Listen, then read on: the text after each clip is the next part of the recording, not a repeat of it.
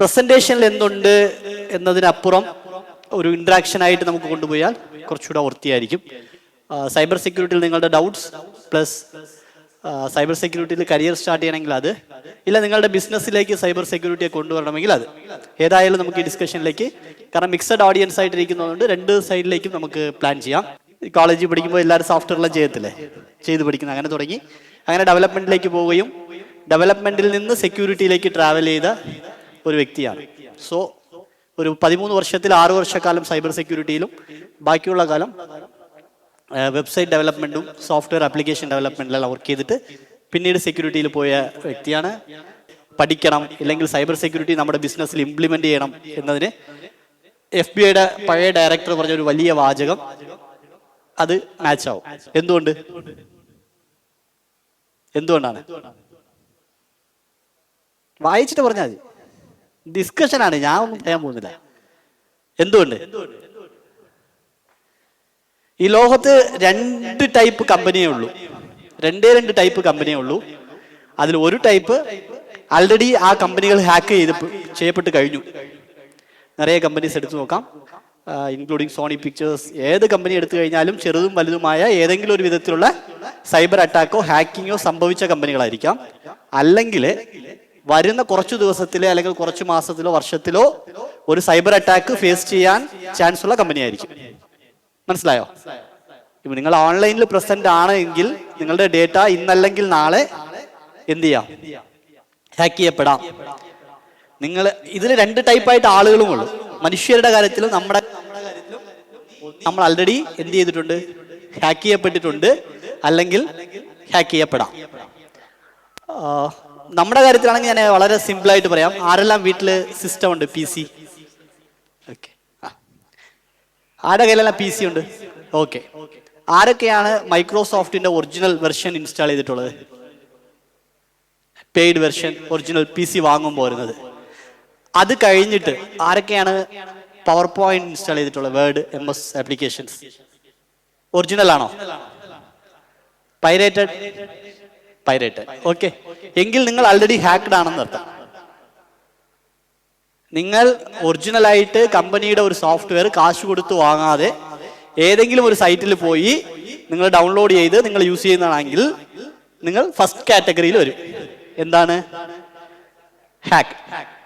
അപ്പോ നമ്മുടെ കോളേജിലാകട്ടെ, നമ്മുടെ കോളേജിൽ നമുക്ക് പ്രൊവൈഡ് ചെയ്യുന്ന സിസ്റ്റംസ് പൈറേറ്റഡ് വെർഷൻ സോഫ്റ്റ്വെയർ ആണോ ഒറിജിനൽ സോഫ്റ്റ്വെയർ വെർഷൻ ആണോ? ജനറൽ. ഇല്ലെങ്കിൽ നിങ്ങൾ അവരുടെ ഒരു നെറ്റ് സെന്ററിൽ പോവുകയാണ്, അവിടെ ഇൻസ്റ്റാൾ ചെയ്തിരിക്കുന്ന സോഫ്റ്റ്വെയർ പൈറേറ്റഡ് ആണോ ഒറിജിനൽ ആണോ? പൈറേറ്റഡ് ആണെങ്കിൽ ആ സിസ്റ്റത്തിൽ നിങ്ങൾ കൈവയ്ക്കുകയാണെങ്കിൽ നിങ്ങളും ഹാക്ക് ചെയ്യപ്പെട്ടിട്ടുണ്ടാകാം. രണ്ടാമത്, ഇനി വരുന്ന സോഫ്റ്റ്വെയറെ കുറിച്ച് നമുക്കറിയത്തില്ല. ജെന്യൂൻ ആയിട്ടുള്ള പല സോഫ്റ്റ്വെയർ നമ്മൾ ഇൻസ്റ്റാൾ ചെയ്യുന്നുണ്ട്. നമ്മൾ ഫേസ്ബുക്ക്, ജസ്റ്റ് സിമ്പിൾ, നമ്മൾ ഇൻസ്റ്റാൾ ചെയ്യുന്നുണ്ട്. നമ്മുടെ എന്തൊക്കെ ഡേറ്റ ഫേസ്ബുക്ക് നമ്മുടെ കയ്യിൽ നിന്ന് എടുക്കുന്നു എന്ന് നമുക്കറിയത്തില്ല. അറിയോ? നിങ്ങൾ ഗൂഗിൾ മാപ്പ് യൂസ് ചെയ്യുന്നുണ്ടായിരിക്കാം, ഇല്ലേ? എനി സോഫ്റ്റ്വെയർ മൊബൈലിൽ ഇൻസ്റ്റാൾ ചെയ്യുന്നുണ്ട്. അവർ നിങ്ങൾ അറിഞ്ഞുകൊണ്ടും അറിയാതെയും നിങ്ങളുടെ കയ്യിൽ നിന്ന് എന്തൊക്കെ ഡേറ്റാസാണ് ആക്സസ് ചെയ്യുന്നതെന്ന് നമുക്കറിയത്തില്ല. സോ ഇത് ഒരു ബിസിനസ് ആയിട്ട് കാണുകയാണെങ്കിലും ഒരു നല്ല ഓപ്ഷനാണ്, ഒരു കരിയറായിട്ട് ചൂസ് ചെയ്യുകയാണെങ്കിലും സൈബർ സെക്യൂരിറ്റി ഒരു നല്ല ഓപ്ഷനാണ്. നിങ്ങൾ ബിസിനസ് നടത്തിക്കൊണ്ടിരിക്കുകയാണ്, നിങ്ങൾ ഒരു ചെറിയ വെബ്സൈറ്റ് നടത്തിയിട്ടിരിക്കാം, അല്ലെങ്കിൽ ചെറിയൊരു മൊബൈൽ ആപ്പ് നിങ്ങൾ ഡെവലപ്പ് ചെയ്തിട്ടിരിക്കാം, എങ്കിലും ഈ നോളജ് മുഖ്യമാണ്. നിങ്ങളുടെ ആപ്പിൽ സൈബർ സെക്യൂരിറ്റി എന്തുകൊണ്ട് ഇൻക്ലൂഡ് ചെയ്യണമെന്നത്. Just okay. ഈ ടേം എല്ലാവരും കേട്ടിട്ടുണ്ടോ? എന്താണ് ഹാക്കിംഗ്? അപ്പോൾ നിങ്ങൾക്ക് സൈബർ സെക്യൂരിറ്റിയിൽ എന്താണ് അറിവ് എന്ന് അറിയാൻ വേണ്ടി മാത്രമാണ് ഈ ഒരു ക്വസ്റ്റ്യൻ. നിങ്ങൾക്ക് അറിയുന്നതിൽ നിന്ന് നമുക്ക് സ്റ്റാർട്ട് ചെയ്യാം. കാരണം നിങ്ങൾക്ക് അറിയാവുന്ന കാര്യം ഞാൻ റിപ്പീറ്റ് ചെയ്യേണ്ട ആവശ്യമില്ല. അറിയാത്ത കാര്യങ്ങളിലേക്ക് നമുക്ക് പോകാം. ഓക്കെ, എന്താണ് ഹാക്കിംഗ് എന്ന് വിചാരിക്കുന്നത്?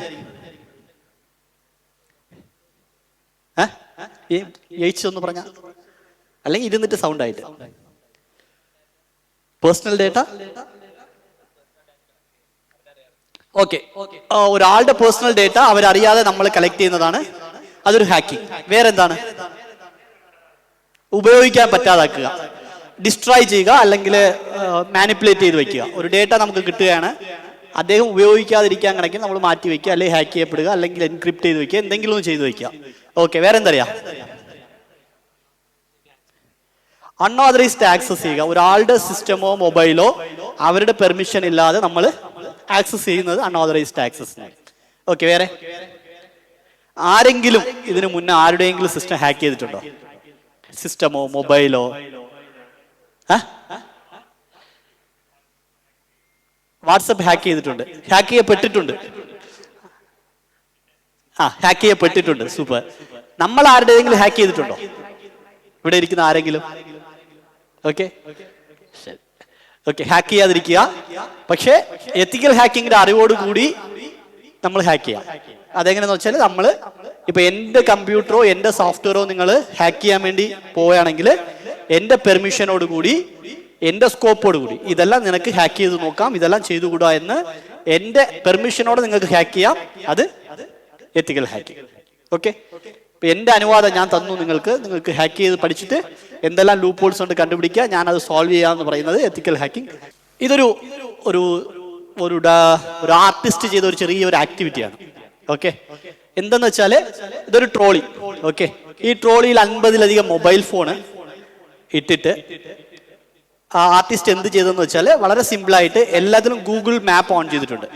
ഓക്കെ, എല്ലാ പീസിലും ഗൂഗിൾ മാപ്പ് ഓൺ ചെയ്തിട്ട് ഒരു പർട്ടിക്കുലർ ലൊക്കേഷനിലേക്ക്, എക്സാമ്പിൾ പെരിന്തൽമണ്ണയിൽ നിന്ന് കൊച്ചിയിലേക്ക് പോവുകയാണ്, അല്ലെങ്കിൽ ഷൊർണൂറിലേക്ക് യാത്ര തിരിക്കുകയാണ്. ആള് ഒരു എന്തോന്നിലേക്ക് ഒരു ട്രോളിയിൽ 50 ഫോൺ വയ്ക്കുന്നു. ഓക്കെ, 50 ഫോൺ വെച്ചിട്ട് ഈ ഫോണിലെ ഓപ്ഷനിൽ എന്ത് ചെയ്യുന്ന വെച്ചാൽ ഡ്രൈവ് മോഡ് കാറാണ്. 50 ഫോണിലും എന്തോന്ന് ഓൺ ചെയ്തു? ഗൂഗിൾ മാപ്പ് ഓൺ ആണ്, ഡ്രൈവിംഗിലാണ്. ഓക്കെ, എന്ത് ചെയ്യും ഗൂഗിൾ മാപ്പ്? ചെയ്തിട്ട് ആള് കയ്യിൽ ഉരുട്ടിയിട്ട് പോവുകയാണ്. ഇവിടുന്ന് ഷൊർണൂർ ആയിരിക്കും. എന്ത് സംഭവിക്കും? ട്രാഫിക് കൺജഷൻ ആയിപ്പോയി. എന്തുകൊണ്ട്? ഏറ്റവും കൂടുതൽ ആളുകൾ ആ റോഡില് സഞ്ചരിക്കുന്നു എന്ന ഇൻഫർമേഷന്റെ അടിസ്ഥാനത്തിൽ. ഇത് ഒരു സിമ്പിൾ ഹാക്കിംഗ്. ഓക്കെ, റിയൽ ആയിട്ട് ഒരു സയന്റിസ്റ്റ്, ഒരു ആർട്ടിസ്റ്റ് ടെസ്റ്റ് ചെയ്ത് അതിന്റെ ഫോട്ടോസ് ആണ്.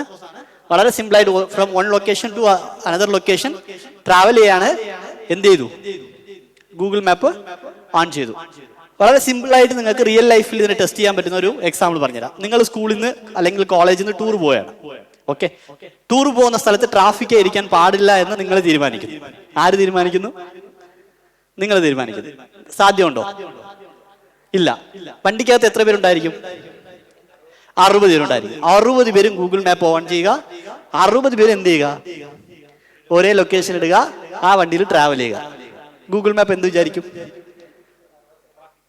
ട്രാഫിക്. 60 പേരും ട്രാഫിക്കിലാണ്. സോ പുറകിന്ന് വരുന്ന വണ്ടി ആ റോഡ് ചൂസ് ചെയ്യാതിരിക്കുക. അപ്പൊ അവരാരും ചൂസ് ചെയ്യത്തില്ല. നമുക്ക് ഏറ്റവും കൂടുതൽ ട്രാഫിക് ഫ്രീ ആയിട്ട് നമ്മുടെ റോഡ് കിട്ടും, നമുക്ക് പോവാം. ഓക്കെ, ഇത് അന്ന് ടെസ്റ്റ് ചെയ്യുമ്പോൾ ഈ പ്രശ്നം ഉണ്ടായിരുന്നു. ഇപ്പൊ ചില മാറ്റങ്ങൾ വെച്ചിട്ടുണ്ട്. നിങ്ങൾ 60 പേരും ഒരേ കോളേജാണോ, നിങ്ങൾ 60 പേരും ഒരേ ടൈപ്പാണോ, ഒരേ ഇടത്ത് നിന്നാണോ സ്റ്റാർട്ട് ചെയ്തത്, നിങ്ങൾ 60 പേരും ഒരേ വണ്ടിയാണോ യൂസ് ചെയ്യുന്നത്, 60 സ്പീഡ് ഒന്നാണോ, ഇങ്ങനത്തെ ടെസ്റ്റുകൾക്ക് ശേഷം ഗൂഗിൾ മാപ്പ് ചില ചേഞ്ചസ് വരുത്തിയിട്ടുണ്ട്. ഓക്കെ, പക്ഷേ സ്റ്റിൽ ഇറ്റ്സ് പോസിബിൾ. ഓക്കെ, എന്നാലും ഇതെന്താണ്, ഈ ചാൻസ് കളയുന്നില്ല. ഇതൊരു വളരെ സിമ്പിളായിട്ട് ഹാക്കിംഗ് എല്ലാവരെ കൊണ്ട് ചെയ്യാൻ പറ്റുന്ന ഒരു സംഭവമാണ് എന്ന് മനസ്സിലാക്കാൻ വേണ്ടിയാണ്. സിമിലർ, ഇതൊരു വേൾഡ് ഫേമസ് സൈബർ അറ്റാക്കിന്റെ ഒരു സ്റ്റോറിയാണ്. നിങ്ങൾക്ക് റെഡ് കളറിലായിരിക്കില്ലേ സ്റ്റക്സ്നെറ്റ്, അത് ടൈപ്പ് ചെയ്ത് വെച്ചിരിക്കാം, ഇല്ലെങ്കിൽ ജസ്റ്റ് നോട്ട് ചെയ്ത് വെക്കുക. വീട്ടിൽ പോയിട്ട് ഇതിന്റെ ഒരു ഡോക്യുമെന്ററി ഉണ്ട്, നിങ്ങൾക്ക് വാച്ച് ചെയ്യാം. ഓക്കെ, ഒരു മൂവി, ഒരു ഡോക്യുമെന്ററി, ഇത് ബേസ് ചെയ്തെടുത്ത ഒരു ഡോക്യുമെന്ററി ഉണ്ട്. വളരെ സിമ്പിളായ ഒരു കോൺസെപ്റ്റ് ആണ്. ഇറാനെ ടാർഗറ്റ് ചെയ്തുകൊണ്ട് നടന്ന ഒരു അറ്റാക്കാണ്. ഇറാനിന്റെ അറ്റോമിക് സ്റ്റേഷൻസ് ഉണ്ടല്ലോ, അറ്റോമിക് പവർ പ്ലാന്റ്സ്, അതിനെ അറ്റാക്ക് ചെയ്യാൻ വേണ്ടി 2010 പ്ലാൻ ചെയ്യുകയും, പ്ലാൻ ചെയ്തിട്ട് ഒരു നിങ്ങൾക്ക് വൈറസ് എന്ന് പറഞ്ഞാൽ മനസ്സിലാവും, ഒരു വാം ക്രിയേറ്റ് ചെയ്ത് ഒരു പവർ പ്ലാന്റിന്റെ ഒരു അറ്റോമിക് സ്റ്റേഷനകത്ത് പോയി ഒരു സോഫ്റ്റ്വെയർ ഇൻസ്റ്റാൾ ചെയ്യാൻ പറ്റുമോ? നമുക്ക് ആർക്കെങ്കിലും ഒരു അറ്റോമിക് സ്റ്റേഷനകത്ത് ഒരു വൈറസ് ക്രിയേറ്റ് ചെയ്തുകൊണ്ട് അവിടുത്തെ സിസ്റ്റത്തിൽ ഇൻസ്റ്റാൾ ചെയ്യാൻ പറ്റുമോ? പറ്റത്തില്ല. പ്രാക്ടിക്കലി പോസിബിൾ ആണോ? പോസിബിൾ ആണ്? ഇമ്പോസിബിൾ. പക്ഷേ അതിനെ ടാർഗറ്റ് ചെയ്തുകൊണ്ട് സാധാരണക്കാരിൽ ഈ വൈറസിന് എന്ത് ചെയ്തു? ഈ വാമിനെ സ്പ്രെഡ് ചെയ്തു. അത് സ്പ്രെഡായി അവിടുത്തെ എംപ്ലോയീസിന്റെ അടുത്ത് പോയി. അവിടുത്തെ എംപ്ലോയീസ് മൂലം എവിടെ പോയി? അറ്റോമിക് പവർ സ്റ്റേഷന്റെ സിസ്റ്റത്തിലേക്ക് ഈ വൈറസ് പോയി. അവിടെ പോവുകയും അതുമൂലം അവരെ അറ്റാക്ക് സ്റ്റാർട്ട് ചെയ്യുകയും ചെയ്തു. പക്ഷേ അവരെ കൊണ്ട് അതിൽ സെൻട്രിഫ്യൂജസിനെ മാത്രമേ അറ്റാക്ക് ചെയ്യാൻ സാധിച്ചുള്ളൂ. അത് കഴിഞ്ഞ് അറ്റോമിക് സ്റ്റേഷനിലേക്ക് എന്ത് ചെയ്യാൻ പറ്റിയില്ല, അറ്റാക്ക് ചെയ്യാൻ പറ്റിയില്ല. കാരണം ഡെയിലി സെൻട്രിഫ്യൂജസ് ഒന്ന് ഡാമേജ് ആകുന്നു. സോ റീസൺ തേടുമ്പോൾ നോ ഇഷ്യൂ. വേറൊരു റിസർച്ചിലാണ് ഇതിന്റെ പോസിബിലിറ്റി കണ്ടെത്തുകയും ഇതൊരു വലിയ സൈബർ അറ്റാക്കാണ് നടന്നിട്ടുള്ളത് എന്ന് മനസ്സിലാക്കുകയും ചെയ്തു. അപ്പോ ചെറിയ സംഭവം മുതൽ വലിയ സംഭവം വരെ നമുക്ക് ഈ ഹാക്കിംഗ് യൂസ് ചെയ്തുകൊണ്ട് ചെയ്യാൻ പറ്റും. ഇതെല്ലാം ലീഗലി വലിയ കോംപ്ലിക്കേഷൻസ് ഉള്ള ഇഷ്യൂസ് ആണ്. ആദ്യത്തത് ലീഗലി എന്തോന്നില്ല, കോംപ്ലിക്കേഷൻസ് ഇല്ല. എന്നാലും ഗൂഗിൾ വന്നിട്ട് നിങ്ങളുടെ മേലിൽ ചാർജ് ഫയൽ ചെയ്യാം, ഫേക്ക് ട്രാഫിക് ഉണ്ടാക്കി ആളുകളെ പറ്റിച്ചു എന്ന് പറഞ്ഞിട്ട്. എന്നാലും വൈൽ കമ്പയർഡ് ടു ദാറ്റ് ഇത് കുറച്ചുകൂടെ എന്താണ്, ഹൈ സെൻസിറ്റീവ് ആയ ഇൻഫർമേഷൻ. എന്തുകൊണ്ട് ഇത് പറയുന്നു എന്ന് വെച്ചാൽ വളരെ സിമ്പിൾ ആണ്. നമ്മുടെ ഹാർട്ടിൽ പ്ലേസ് മേക്കർ ഫിറ്റ് ചെയ്യുന്നില്ലേ, അറിയാലോ. ഇപ്പൊ ഇൻസുലിൻ ഓട്ടോമാറ്റിക്കായിട്ട് ഇൻജെക്ട് ചെയ്യുന്ന സിസ്റ്റം ഉണ്ടല്ലോ, അറിയാലോ. ഓട്ടോമാറ്റിക്കായിട്ട് നിങ്ങളുടെ ബോഡിയുടെ ഇൻസുലിന്റെ അളവ് കണ്ടെത്തുകയും അത് കഴിഞ്ഞ് ഓട്ടോമാറ്റിക്കായിട്ട് നിങ്ങളുടെ ബോഡിക്ക് എത്രയാണ് ഇൻസുലിൻ ആവശ്യം എന്നനുസരിച്ച് അത് ഇൻജെക്ട് ചെയ്യുന്ന ഡിവൈസസ് ഉണ്ട്, അറിയാലോ, കേട്ടിട്ടുണ്ടോ? ഈ ഡിവൈസസ് ഹാക്ക് ചെയ്യപ്പെട്ടാൽ എന്ത് സംഭവിക്കും? ഉണ്ട്, ആൾറെഡി ഹാക്ക് ചെയ്ത് പ്രൂവ് ചെയ്തിട്ടുള്ള വിഷയങ്ങളാണ്. പ്ലേസ് മേക്കറിനെ എങ്ങനെ പ്രവർത്തിപ്പിക്കണമെന്ന് ഡിവൈസസ് ഹാക്ക് ചെയ്തുകൊണ്ട് ചെയ്യാൻ പറ്റും.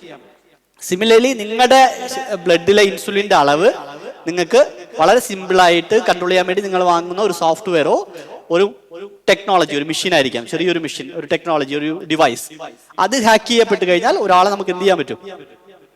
ക്ലോസ് ചെയ്യാൻ പറ്റും. ഇപ്പൊ ഞാനാണ് ഇൻസുലിൻ ഫിറ്റ് ചെയ്തിരിക്കുന്നത്, എൻ്റെ അടുത്ത് നിങ്ങൾക്ക് എന്തെങ്കിലും റിവെഞ്ച് ഉണ്ടെങ്കിൽ ഈ ഡിവൈസ് എന്ത് ചെയ്യാൻ മതി, ഹാക്ക് ചെയ്താൽ മതി. ഹാക്ക് ചെയ്താൽ ആള് ക്ലോസ് ആണ്. ഓക്കെ, ഇതിന്റെ ചാൻസസ് ഉള്ള ഒരു മേഖലയാണ് സൈബർ സെക്യൂരിറ്റി. സോ അതുകൊണ്ട് നമ്മൾ ഏതൊരു പ്രോഡക്റ്റ് ഡെവലപ്പ് ചെയ്ത് പുറത്തിറക്കുമ്പോഴും അതിൽ സെക്യൂരിറ്റി നിർബന്ധമായും ഇംപ്ലിമെന്റ് ചെയ്യപ്പെട്ടിരിക്കണം. അതാണ് നമ്മുടെ ലക്ഷ്യം. ജസ്റ്റ് ഒരു 1-2 എക്സാമ്പിൾ, നിറയെ എക്സാമ്പിൾസ് നമുക്ക് പറയാൻ പറ്റും, സമയമില്ല. സോ ഇതൊക്കെ ചെയ്യുന്നത് ആരാണ്? സോ ആരാണ്? ഹാക്കേഴ്സ് ആണ്. ഹാക്കേഴ്സ് ഡിഫറെന്റ് ടൈപ്സ് ഉണ്ട്. അവരുടെ തൊപ്പി വെച്ചിട്ട് മനസ്സിലാക്കാം. വൈറ്റ്, ബ്ലാക്ക്, ഗ്രേ, കീഴെ കുറച്ച് ആക്ടിവിസ്റ്റുകൾ അല്ലെങ്കിൽ ടെററിസ്റ്റ്, ഇങ്ങനത്തെ കാറ്റഗറീസും ഉണ്ട്. ഇങ്ങനെ പിരിച്ചോളാം. എന്തു വന്നാലും നമുക്ക് മേജർ ഏതൊക്കെയാണെന്ന് ഫസ്റ്റ് 3 ഇരിക്കുന്നില്ലേ, അവരാണ് മേജർ 3 ഹാക്കേഴ്സ്. ആരെങ്കിലും ഇതിനു മുന്നേ ഹാക്കിങ്ങിനെ കുറിച്ചുള്ള ക്ലാസ് അറ്റൻഡ് ചെയ്തിട്ടുണ്ടോ? ഇല്ല, സൈബർ സെക്യൂരിറ്റി. ഓക്കെ, സോ അവർക്ക് കുറച്ച് ഇത് ബോറിംഗ് ആയിരിക്കും, മറ്റുള്ളവർ ബാലൻസ് ചെയ്യുക. 3 ഹാക്കേഴ്സ്, 3 ടൈപ്പ്. കീഴിരിക്കുന്നത് കുറച്ചുകൂടെ ഇൻഡെപ്ത് ആയിട്ട് പോകുമ്പോൾ അതാണ്. First 3 white, black and grey. White എന്ന് പറഞ്ഞാൽ ഞങ്ങളൊക്കെ വൈറ്റ് ഹാക്കേഴ്സ് ആണ്, വൈറ്റ് ഹാറ്റ് ഹാക്കേഴ്സ്.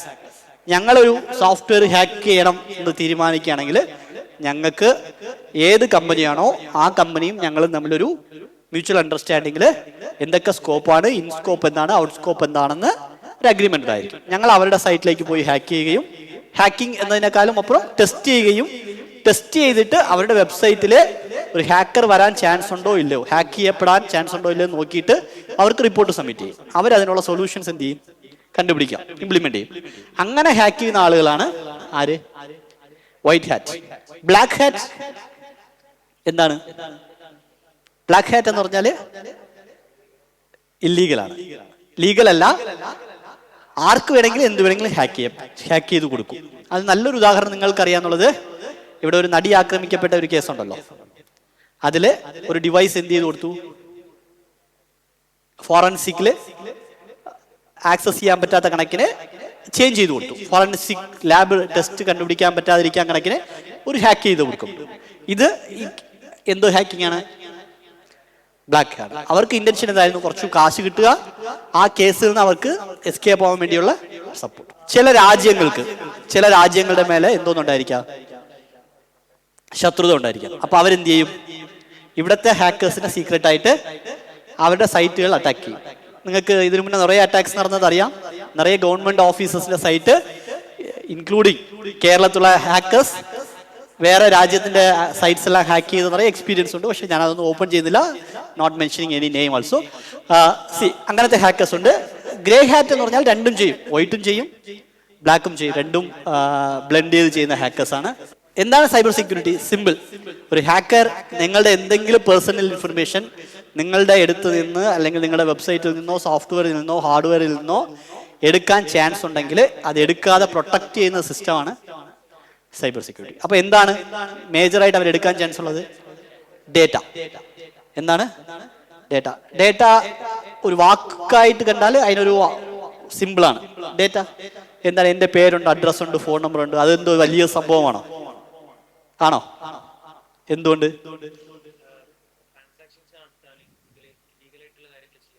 കറക്റ്റ്. ഇപ്പൊ എനിക്കൊരു മൊബൈൽ വേണം.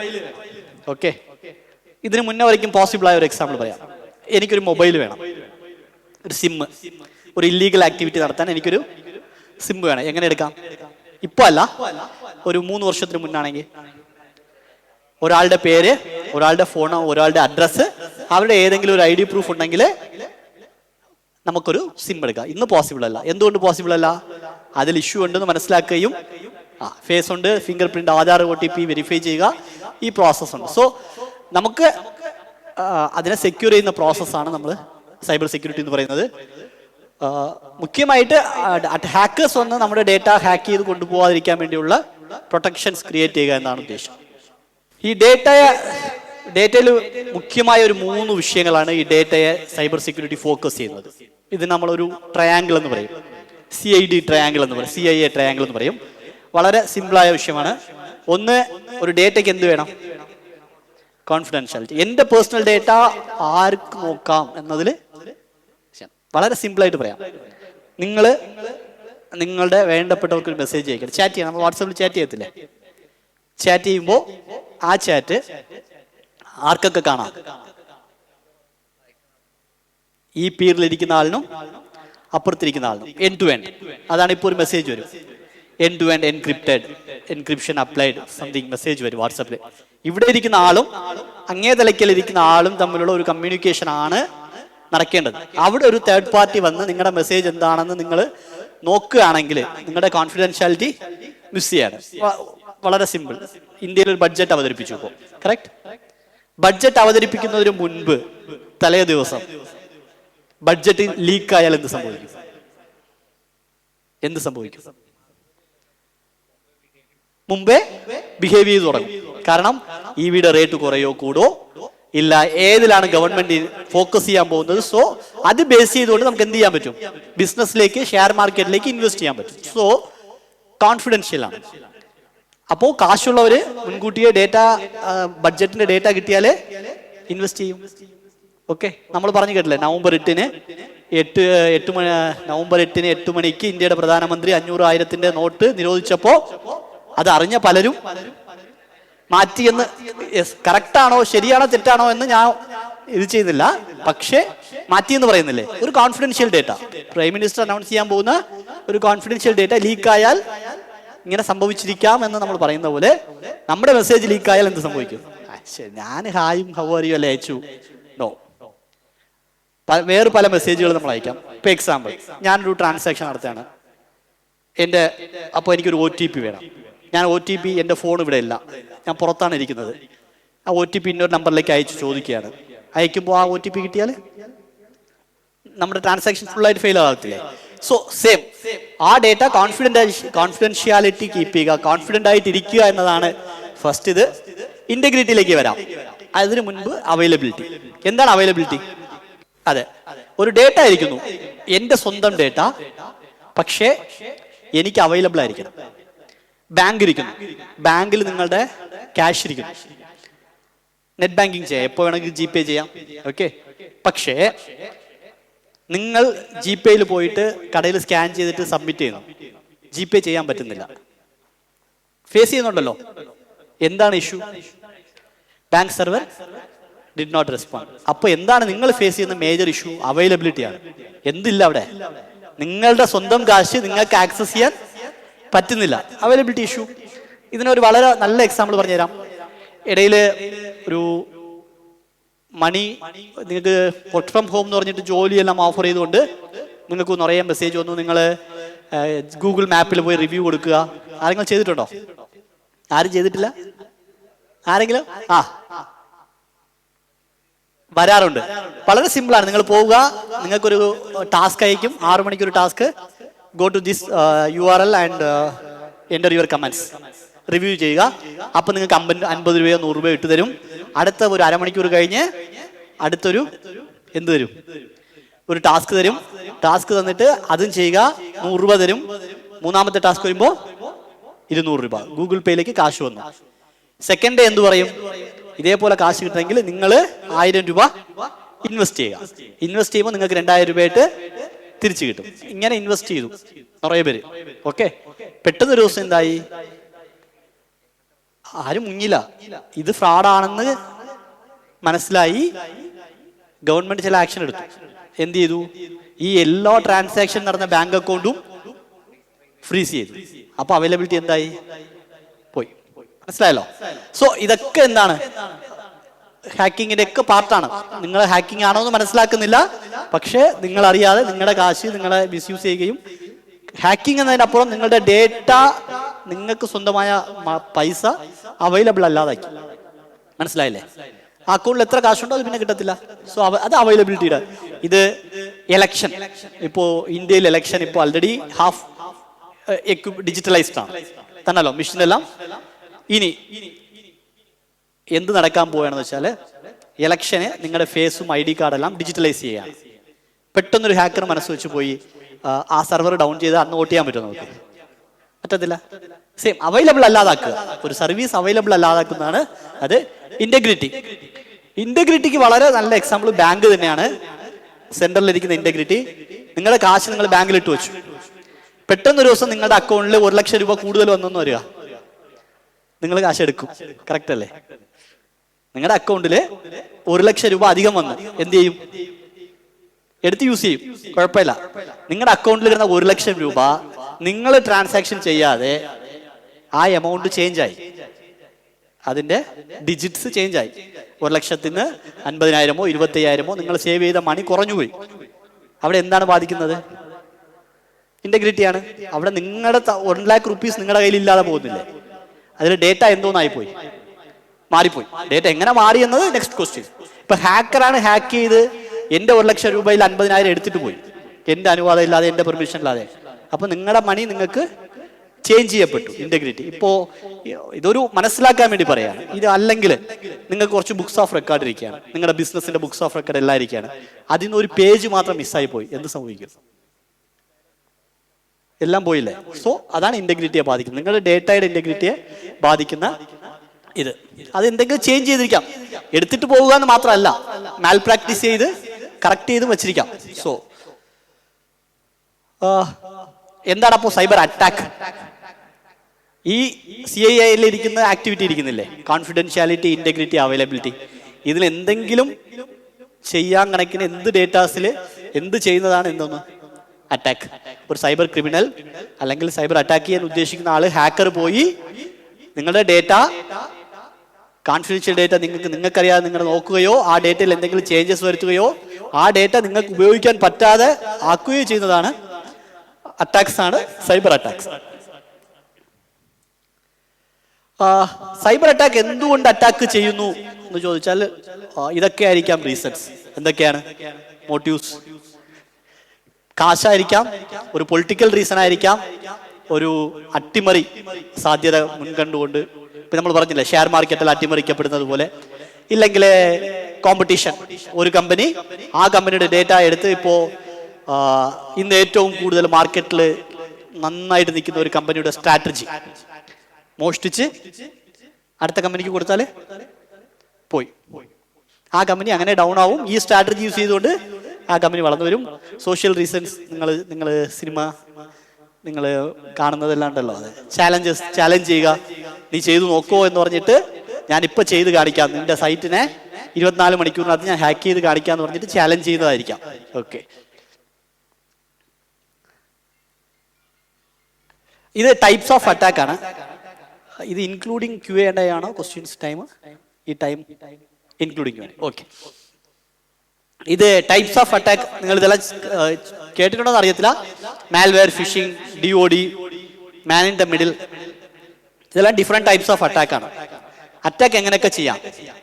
മാൽവെയർ അയക്കാം, മാൽവെയർ എന്ന് പറഞ്ഞാൽ മാൽഷ്യസ് സോഫ്റ്റ്വെയർ. ഇപ്പൊ ഞാൻ പറഞ്ഞില്ലേ അറ്റോമിക് എനർജി സ്റ്റേഷൻ അറ്റാക്ക് ചെയ്യാൻ ശ്രമിച്ചത്, അതൊരു സോഫ്റ്റ്വെയർ ആണ്.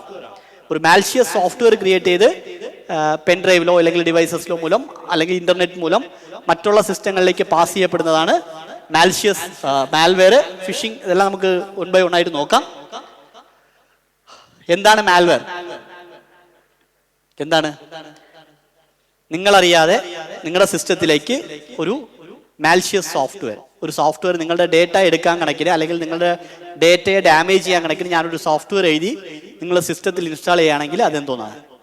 മാൽഷ്യസ് സോഫ്റ്റ്വെയർ. നിങ്ങൾ വൈറസ് എന്നെല്ലാം പറയത്തില്ലേ, അതാണ് ഏത്? മാൽവെയർ. അതിൽ നിറയെ ടൈപ്പ് ഉണ്ട്.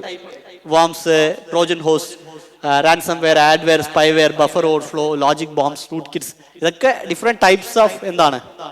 മാൽഷ്യസ് സോഫ്റ്റ്വെയർ ആണ്. ഒവ്വൊന്നും ഒവ്വൊരു രീതിയിൽ റിയാക്ട് ചെയ്യും. ഇപ്പോൾ ലോജിക് ബോംബ്സ് ആണെങ്കിൽ ഒരു എക്സിക്യൂഷൻ മൾട്ടിപ്പിൾ ടൈംസ് അകത്തിരുന്നൊരു ബോംബ് പോലെ ബ്ലാസ്റ്റ് ആകുന്ന കോൺസെപ്റ്റ്. സിമിലർ ആഡ്വെയർ ആണെങ്കിൽ നമുക്ക് ഓവർ സ്ക്രീനായിട്ട് നോക്കാം. ജസ്റ്റ് ഇത് വൈറസ് നിങ്ങളെല്ലാം കണ്ടിരിക്കും. നിങ്ങൾ മാറി മാറി യൂസ് ചെയ്യുന്ന ഒരു വേർഡാണ്. എൻ്റെ മൊബൈലിൽ അല്ലെങ്കിൽ വൈറസ് വന്നു, എൻ്റെ PC-യിൽ വൈറസ് വന്നു എന്ന് സെയിം ഒരു ചെറിയൊരു പ്രോഗ്രാം നമ്മുടെ സിസ്റ്റത്തിലേക്ക് അയച്ചു വിടുന്നത് എല്ലാം സെയിം ആണ്. വാംസും സെയിം വാംസ് ആണ് നമ്മുടെ ഇതിൽ അറ്റാക്ക് ചെയ്തത്. ഞാൻ ടൈം ഇല്ലാത്തതുകൊണ്ട് സ്കിപ്പ് ചെയ്ത് പോകുന്നു.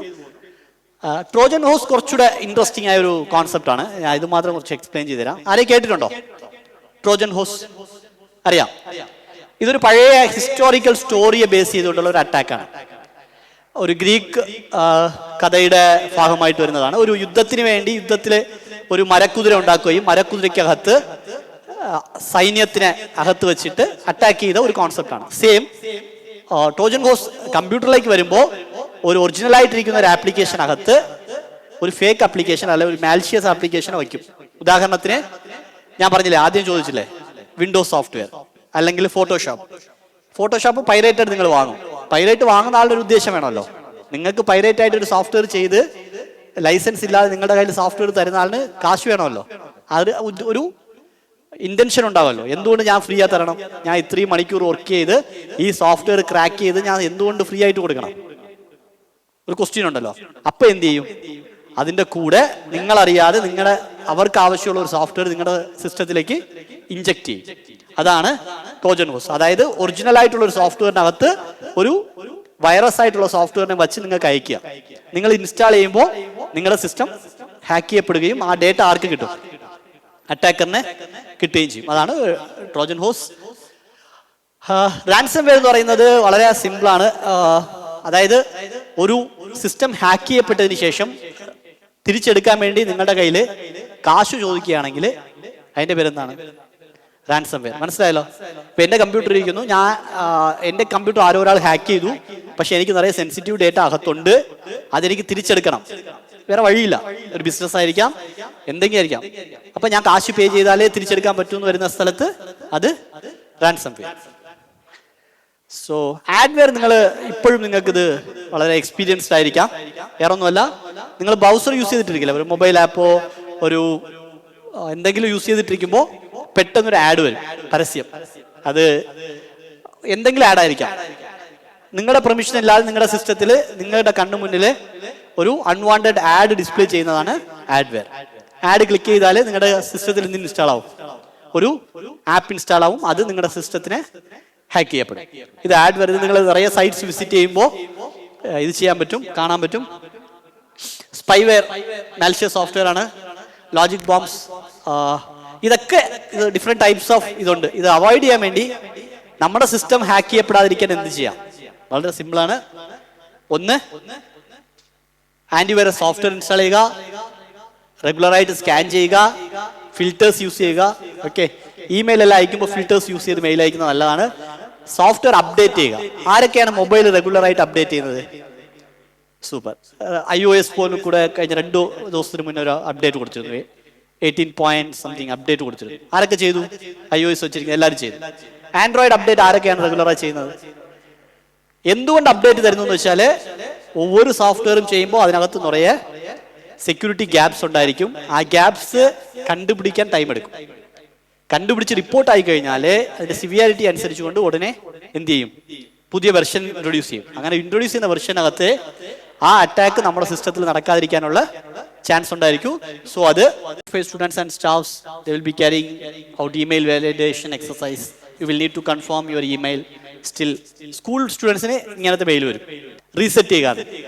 ആർക്കൊക്കെ വന്നിട്ടുണ്ട് അങ്ങനത്തെ മെയിൽസ്? അല്ലെങ്കിൽ നിങ്ങൾക്കൊരു ലക്കി ഡ്രോ അടിച്ചിട്ടുണ്ട്, 12 മണിക്കൂറിനകത്ത് ഈ ലക്കി ഡ്രോ നിങ്ങൾ എന്ത് ചെയ്യുക, നിങ്ങൾ എടുക്കുക, നിങ്ങളുടെ പേരെല്ലാം അടിച്ച് നിങ്ങൾ ഫില്ല് ചെയ്താലേ ലക്കി ഡ്രോ നിങ്ങൾക്ക് കിട്ടൂ എന്ന് അർജൻസി കാണിച്ചുകൊണ്ട് നിങ്ങൾക്ക് നിറയെ മെയിൽ വരും. ഈ മെയിലെല്ലാം ക്ലിക്ക് ചെയ്ത് കഴിഞ്ഞാൽ എന്ത് സംഭവിക്കും? നിങ്ങളുടെ സിസ്റ്റം ഹാക്ക് ചെയ്യപ്പെടാനുള്ള സാധ്യതയുണ്ട്. വലിയ വലിയ കമ്പനികളെല്ലാം ഹാക്ക് ചെയ്യാൻ വേണ്ടി ഇന്നും യൂസ് ചെയ്യുന്ന ഒരു ടെക്നോളജിയാണ് എന്തോന്ന്, ഫിഷിംഗ് മെയിൽസ്. അവരെ വിശ്വസിക്കാവുന്ന കണക്കിന് അവർക്ക് മെയിൽ അയക്കും, നിങ്ങളെക്കുറിച്ചുള്ള ഡേറ്റ കളക്ട് ചെയ്ത് നിങ്ങൾക്ക് മെയിൽ അയക്കും. ആ മെയിൽ നിങ്ങൾ ക്ലിക്ക് ചെയ്യുകയാണെങ്കിൽ നിങ്ങളുടെ സിസ്റ്റം എന്തായി, ഹാക്കായി. അതിലിരിക്കുന്ന എല്ലാ സെൻസിറ്റീവ് ഇൻഫർമേഷൻ ആർക്ക് കിട്ടും? ഹാക്കറിന് കിട്ടും. ഓക്കെ, ഇത് ഫിഷിംഗ് മെയിൽസ് ആണ്. നെക്സ്റ്റ് ടോപ്പിക് അതാണ്. എന്താണ് ഫിഷിംഗ്, അവരെന്തൊക്കെ ചെയ്യും? അതിൽ ഹൈപ്പർ ലിങ്ക് ഉണ്ടായിരിക്കും, അവർ അർജൻസി പ്ലേസ് ചെയ്തിരിക്കും. ഇത് രണ്ടും മുഖ്യമായിട്ട് നിങ്ങൾക്ക് നോക്കാൻ പറ്റും. എന്തെങ്കിലും അറ്റാച്ച്മെന്റ് ഉണ്ടായിരിക്കും. ഓക്കെ, നിങ്ങൾ ചെക്ക് ചെയ്ത് മാത്രം യൂസ് ചെയ്യുക. ഫസ്റ്റ് ചെക്ക് ചെയ്യേണ്ടത് ആരാണ് മെയിൽ അയക്കുന്നത്, അവരുടെ സോഴ്സ്. 2, വാലിഡേഷന് ശേഷം മാത്രം ആ ഇമെയിൽ യൂസ് ചെയ്യുക. ഇപ്പൊ നിങ്ങളുടെ കോളേജിൽ നിന്ന് തന്നെ മെയിൽ വന്നാലും ഈ മെയില് ശരിയാണോ തെറ്റാണോ എന്ന് വാലിഡേറ്റ് ചെയ്തതിന് ശേഷം മാത്രം യൂസ് ചെയ്യുക. നിങ്ങളുടെ കമ്പനിയുടെ പേരിൽ നിങ്ങൾക്കേ ചിലപ്പോൾ മെയിൽ വരാം, നിങ്ങളുടെ സെർവർ ഡൗൺ ആയി. ഒരുപക്ഷെ നിങ്ങൾക്ക് കമ്പനി ഉണ്ടായിരിക്കാം, ആ കമ്പനിയുടെ പേരിൽ നിങ്ങളുടെ സെർവർ ഡൗൺ ആയെന്ന് നിങ്ങൾക്കേ മെയിൽ വന്ന് ക്ലിക്ക് ഹിയർ ടു ഓപ്പൺ എന്ന് നിങ്ങൾ ക്ലിക്ക് ചെയ്താൽ നിങ്ങൾ എന്തായി പോകും? നിങ്ങൾ ഹാക്കായി പോകും. അതുകൊണ്ട് ഏത് മെയിൽ വന്നാലും അതിനെ റിസർച്ചിന് ശേഷം മാത്രം എന്ത് ചെയ്യുക, യൂസ് ചെയ്യുക. ഫിഷിംഗ് അവോയ്ഡ് ചെയ്യാൻ ടൈം ഇല്ലാത്തതുകൊണ്ട് കുറച്ച് സ്കിപ്പ് ആവേണേ. ഇത് കഴിഞ്ഞിട്ട് നടക്കുന്ന മുഖ്യമായ അറ്റാക്കുകളിൽ ഒന്നാണ് DOD, denial of service attack. കേട്ടിട്ടുണ്ടോ? DOD ആരൊക്കെയാണ് പണ്ട് കോളേജിലെ +1 +2 എക്സാം റിസൾട്ട് എല്ലാം നെറ്റിൽ പോയി നോക്കുക? ഇപ്പൊ കുറച്ച് ചേഞ്ചസ് വന്നിട്ടുണ്ട്. നിങ്ങൾക്ക് മെസ്സേജ് ആയിട്ട് നിങ്ങളുടെ റിസൾട്ട് വരും, കറക്റ്റ് അല്ലേ? പണ്ടൊക്കെ ആണെങ്കിൽ 10th എക്സാം ഫസ്റ്റ് എല്ലാം പേപ്പറിൽ പബ്ലിഷ് ചെയ്തിട്ടിരുന്നു. അത് കഴിഞ്ഞ് 11 മണിക്ക് റിസൾട്ട് പബ്ലിഷ് ആവും. tn.results.co.in പബ്ലിഷ് ആവും. നിങ്ങൾ ആ സൈറ്റിൽ പോവുക, അല്ലെങ്കിൽ യൂണിവേഴ്സിറ്റിയുടെ സൈറ്റിൽ പോവുക. നിങ്ങൾ എന്ത് എൻ്റർ ചെയ്യണം? നിങ്ങളുടെ രജിസ്റ്റർ നമ്പറും ഡേറ്റ് ഓഫ് ബർത്തും എൻ്റർ ചെയ്താൽ നിങ്ങൾക്ക് എന്ത് കിട്ടും? റിസൾട്ട് കിട്ടും. അറിയാലോ? സോ ഇപ്പോ 1,00,000 പേര് ഒരേ സമയത്ത് ഒരു വെബ്സൈറ്റ് ആക്സസ് ചെയ്താൽ എന്താവും? ട്രാഫിക്കായി ബ്ലോക്ക് ആവും. അതാണ് ഡിനയൽ ഓഫ് സർവീസ് അറ്റാക്ക്. ഇത് നമുക്ക് റിസൾട്ട് നോക്കുക എന്നുള്ള ആഗ്രഹത്തോടെ പോയി നമ്മൾ റിസൾട്ട് നോക്കുന്നു, സൈറ്റിൽ ബ്ലോക്കായി റിസൾട്ട് നോക്കാൻ പറ്റുന്നില്ല. പക്ഷേ ഒരു ബാങ്കിന്റെ വെബ്സൈറ്റ്, ആ വെബ്സൈറ്റിലേക്ക് നിങ്ങൾ ആരും ബാങ്കിന്റെ ആപ്ലിക്കേഷൻ യൂസ് ചെയ്യാതിരിക്കാൻ വേണ്ടി അൺവാണ്ടഡ് യൂസറെ ഇല്ലാത്ത ഒരാൾ പോയി മൾട്ടിപ്പിൾ ടൈംസ് ആക്സസ് നടത്തി ഒരു ഫേക്ക് വെബ്സൈറ്റ് ട്രാഫിക് ഉണ്ടാക്കുകയാണെങ്കിൽ എങ്ങനെയായിരിക്കും? അതാണ് ഡിനയൽ ഓഫ് സർവീസ്. ഇന്ന് ഈ അറ്റാക്ക് നടത്താൻ വേണ്ടി നിറയെ ബോട്ട്സ് ഉണ്ട്. ബോട്ട്സ് എന്ന് പറഞ്ഞാൽ അറിയാമോ? ചെറിയ സോഫ്റ്റ്വെയർ ഓട്ടോമാറ്റിക് ആയിട്ട് ഈ സൈറ്റ് വിസിറ്റ് ചെയ്ത് ബോട്ട് ആക്ടിവേറ്റ് ആയിരിക്കും. അതിന്റെ പേരിൽ നിങ്ങളുടെ സൈറ്റ് നിങ്ങൾക്ക് ആക്സസ് ചെയ്യാൻ പറ്റാതെ മാറും. അപ്പോൾ ബാങ്കിന്റെ സൈറ്റാണ് അറ്റാക്ക് നടക്കുന്നുണ്ടെങ്കിൽ ബാങ്കിന്റെ സൈറ്റ് എപ്പോഴും എന്തോന്നായിരിക്കും? ബിസി ആയിട്ടായിരിക്കും. നമ്മളെ കൊണ്ട് ആ സൈറ്റ് ഓപ്പൺ ചെയ്ത് നോക്കാൻ പറ്റത്തില്ല. സോ അത് ആ അറ്റാക്കാണിത്. ഇത് man in the middle attack. ഇതിപ്പോ man in the middle attack എന്നതിനേക്കാളും പുതിയ AI വേൾഡില് machine in the middle attack എന്ന് വായിക്കുന്നതായിരിക്കും കറക്റ്റ്. ടെക്നിക്കലി അങ്ങനെ മാറ്റാനുള്ള സമയം ആയിക്കഴിഞ്ഞു. Man in the middle attack എന്നതിനേക്കാളും machine in the middle attack എന്നുള്ള വാക്കിലേക്ക് നമുക്ക് മാറാം. എന്തെന്ന് വെച്ചാല്, ഫസ്റ്റ് എക്സാമ്പിൾ, ചാറ്റ് ചെയ്യാണ്.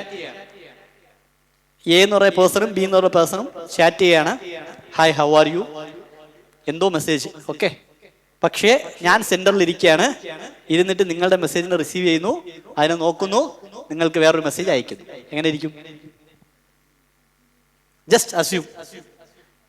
ഓക്കെ, അതായത് രണ്ട് കമ്മ്യൂണിക്കേഷന്റെ ഇടയിൽ ഒരാൾ ഇരുന്നു കൊണ്ട് ആ കമ്മ്യൂണിക്കേഷൻ എന്ത് ചെയ്യുകയാണ്? മാറ്റുകയാണ്. എന്താട്ടെ, എന്തോ ചേഞ്ചസ് എന്നൊക്കെ നിങ്ങൾ ടെക്നിക്കലായിട്ട് പഠിക്കുമ്പോൾ നിങ്ങൾക്ക് മനസ്സിലാക്കാം. ഞാൻ ടൈമിന്റെ ഇതുകൊണ്ട് just man in the middle attack എന്താണെന്ന് മനസ്സിലാകാൻ വേണ്ടി മാത്രം ജസ്റ്റ് ഒരു ഐഡിയ കൊടുക്കുകയാണ്. സീറോ ഡേ എക്സ്പ്ലോയിറ്റ് എന്നതിൽ ആ ഫസ്റ്റ് ഡേ ചില എക്സ്പ്ലോയിറ്റ് കണ്ടുപിടിക്കുന്ന അന്നത്തെ ദിവസത്തിലെ അതിനെ സോൾവ് ചെയ്യുന്ന വിഷയങ്ങളാണ്. ടൈം നമുക്ക് വളരെ കുറവാണ്. അടുത്തത് സെക്യൂരിറ്റിയിൽ മുഖ്യമായിട്ട് 2 പാർട്ടുണ്ട്. ഓക്കെ, സൈബർ സെക്യൂരിറ്റി നമ്മൾ ഫോക്കസ് ചെയ്യുന്നത് ഒന്ന് അഫൻസീവ്, ഇന്നൊന്ന് ഡിഫൻസീവ്. ഓക്കെ, അഫൻസീവ് സെക്യൂരിറ്റി എന്ന് പറഞ്ഞാൽ നമ്മൾ എന്താണെന്ന് നോക്കാൻ പോവുകയാണ്. ഇപ്പോൾ ഞാൻ കവർ ചെയ്യാത്ത ഒരു പാർട്ടാണ് ഡിഫൻസ് സൈഡ്. ഡിഫൻസ് സൈഡിൽ ഇപ്പോ ഞാൻ ആദ്യം ഡിനൽ ഓഫ് സർവീസ് പറഞ്ഞില്ലേ, അത് നടക്കുന്നത് മോണിറ്റർ ചെയ്യുന്ന പണിയാണ്. ഡിഫെൻഡ് ചെയ്യുക, എന്തൊക്കെ നടന്നിട്ടിരിക്കുന്നു, ആരൊക്കെ സൈറ്റ് വിസിറ്റ് ചെയ്യുന്നുണ്ട്, സൈറ്റ് വിസിറ്റ് ചെയ്യുമ്പോൾ എന്ത് നടക്കുന്നു, എന്ത് പർപ്പസിന് വേണ്ടി വിസിറ്റ് ചെയ്യുന്നത്, അത് അറ്റാക്കർ അകത്ത് വന്നിട്ടുണ്ടോ, ഇങ്ങനത്തെ വിഷയങ്ങളെല്ലാം മോണിറ്റർ ചെയ്യുന്ന ആക്ടിവിറ്റീസ്. റെസ്പോണ്ട് ചെയ്യുക, response and thread detection and response, ആ ആക്ടിവിറ്റീസ് എല്ലാം വരും. ഇത് അതിൻ്റെ റിവേഴ്സ് സൈഡാണ് അഫൻസീവ്. നമ്മൾ അറ്റാക്ക് ചെയ്ത് എന്താണ് അകത്തിരിക്കുന്ന പ്രശ്നം, അറ്റാക്കേഴ്സ് എങ്ങനെ വരും, അതിനെ എങ്ങനെ പ്രൊട്ടക്ട് ചെയ്യുക എന്നുള്ളത് നോക്കുന്നതാണ് അഫൻസീവ് സൈഡ്.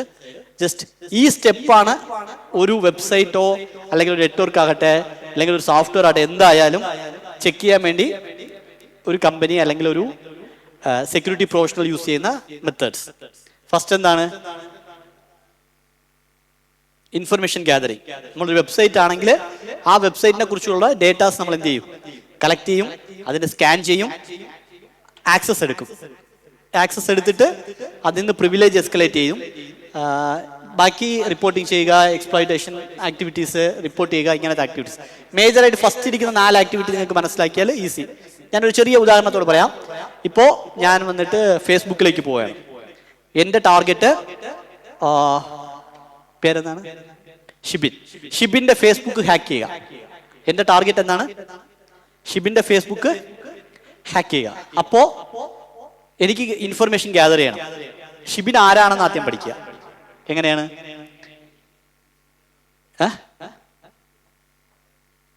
കുറെയൊക്കെ നോക്കാം, ഫേസ്ബുക്ക് നോക്കിയാൽ മതിയാവും. പക്ഷെ എനിക്ക് വേറെ ചില ഇൻഫർമേഷൻ ഉണ്ട്. എന്താണ്?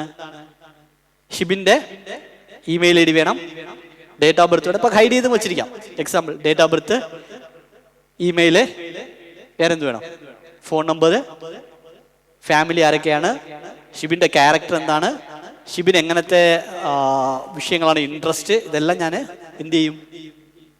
പഠിക്കും. ജസ്റ്റ് ഞാൻ ഷിബിന്റെ കഥയാണ് പറയുന്നത്.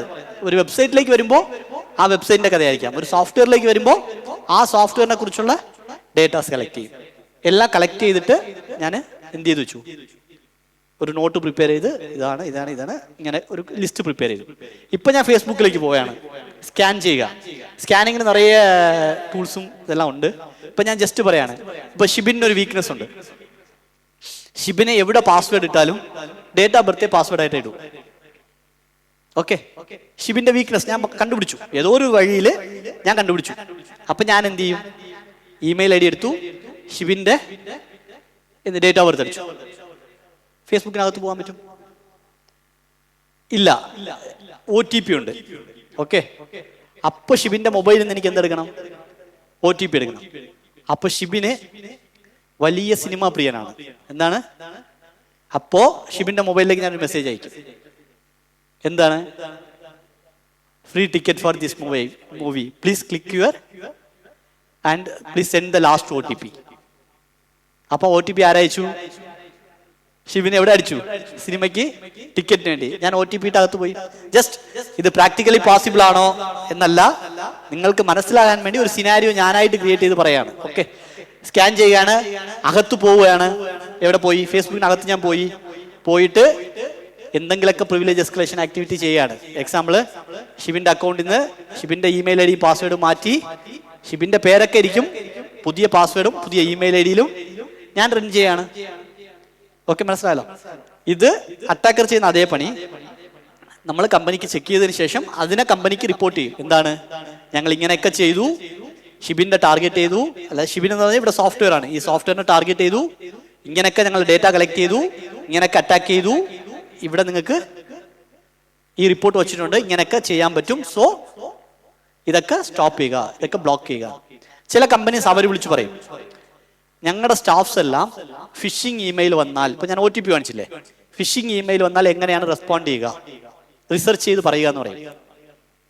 അപ്പൊ എന്ത് ചെയ്യും? നമ്മൾ ഫിഷിംഗ് ഇമെയിൽ ക്രിയേറ്റ് ചെയ്ത് കമ്പനിയുടെ അനുവാദത്തോടു കൂടി അവർക്കയക്കും. അവർ ചെക്ക് ചെയ്ത് അവർ ക്ലിക്ക് ചെയ്യുകയാണെങ്കിൽ 100 സ്റ്റാഫിൽ 5 പേര് ക്ലിക്ക് ചെയ്യുകയാണെങ്കിൽ നിങ്ങളുടെ കമ്പനിയുടെ എംപ്ലോയീസിന്റെ സെക്യൂരിറ്റി അവയർനെസ് എങ്ങനെയാണ് എന്ന് നമുക്ക് കണ്ടുപിടിക്കാൻ പറ്റും. സോ ഇത് ആക്ടിവിറ്റീസ് ആണ്. ആദ്യം പറഞ്ഞില്ലേ ഇൻഫർമേഷൻ ഗ്യാദർ ചെയ്യുക.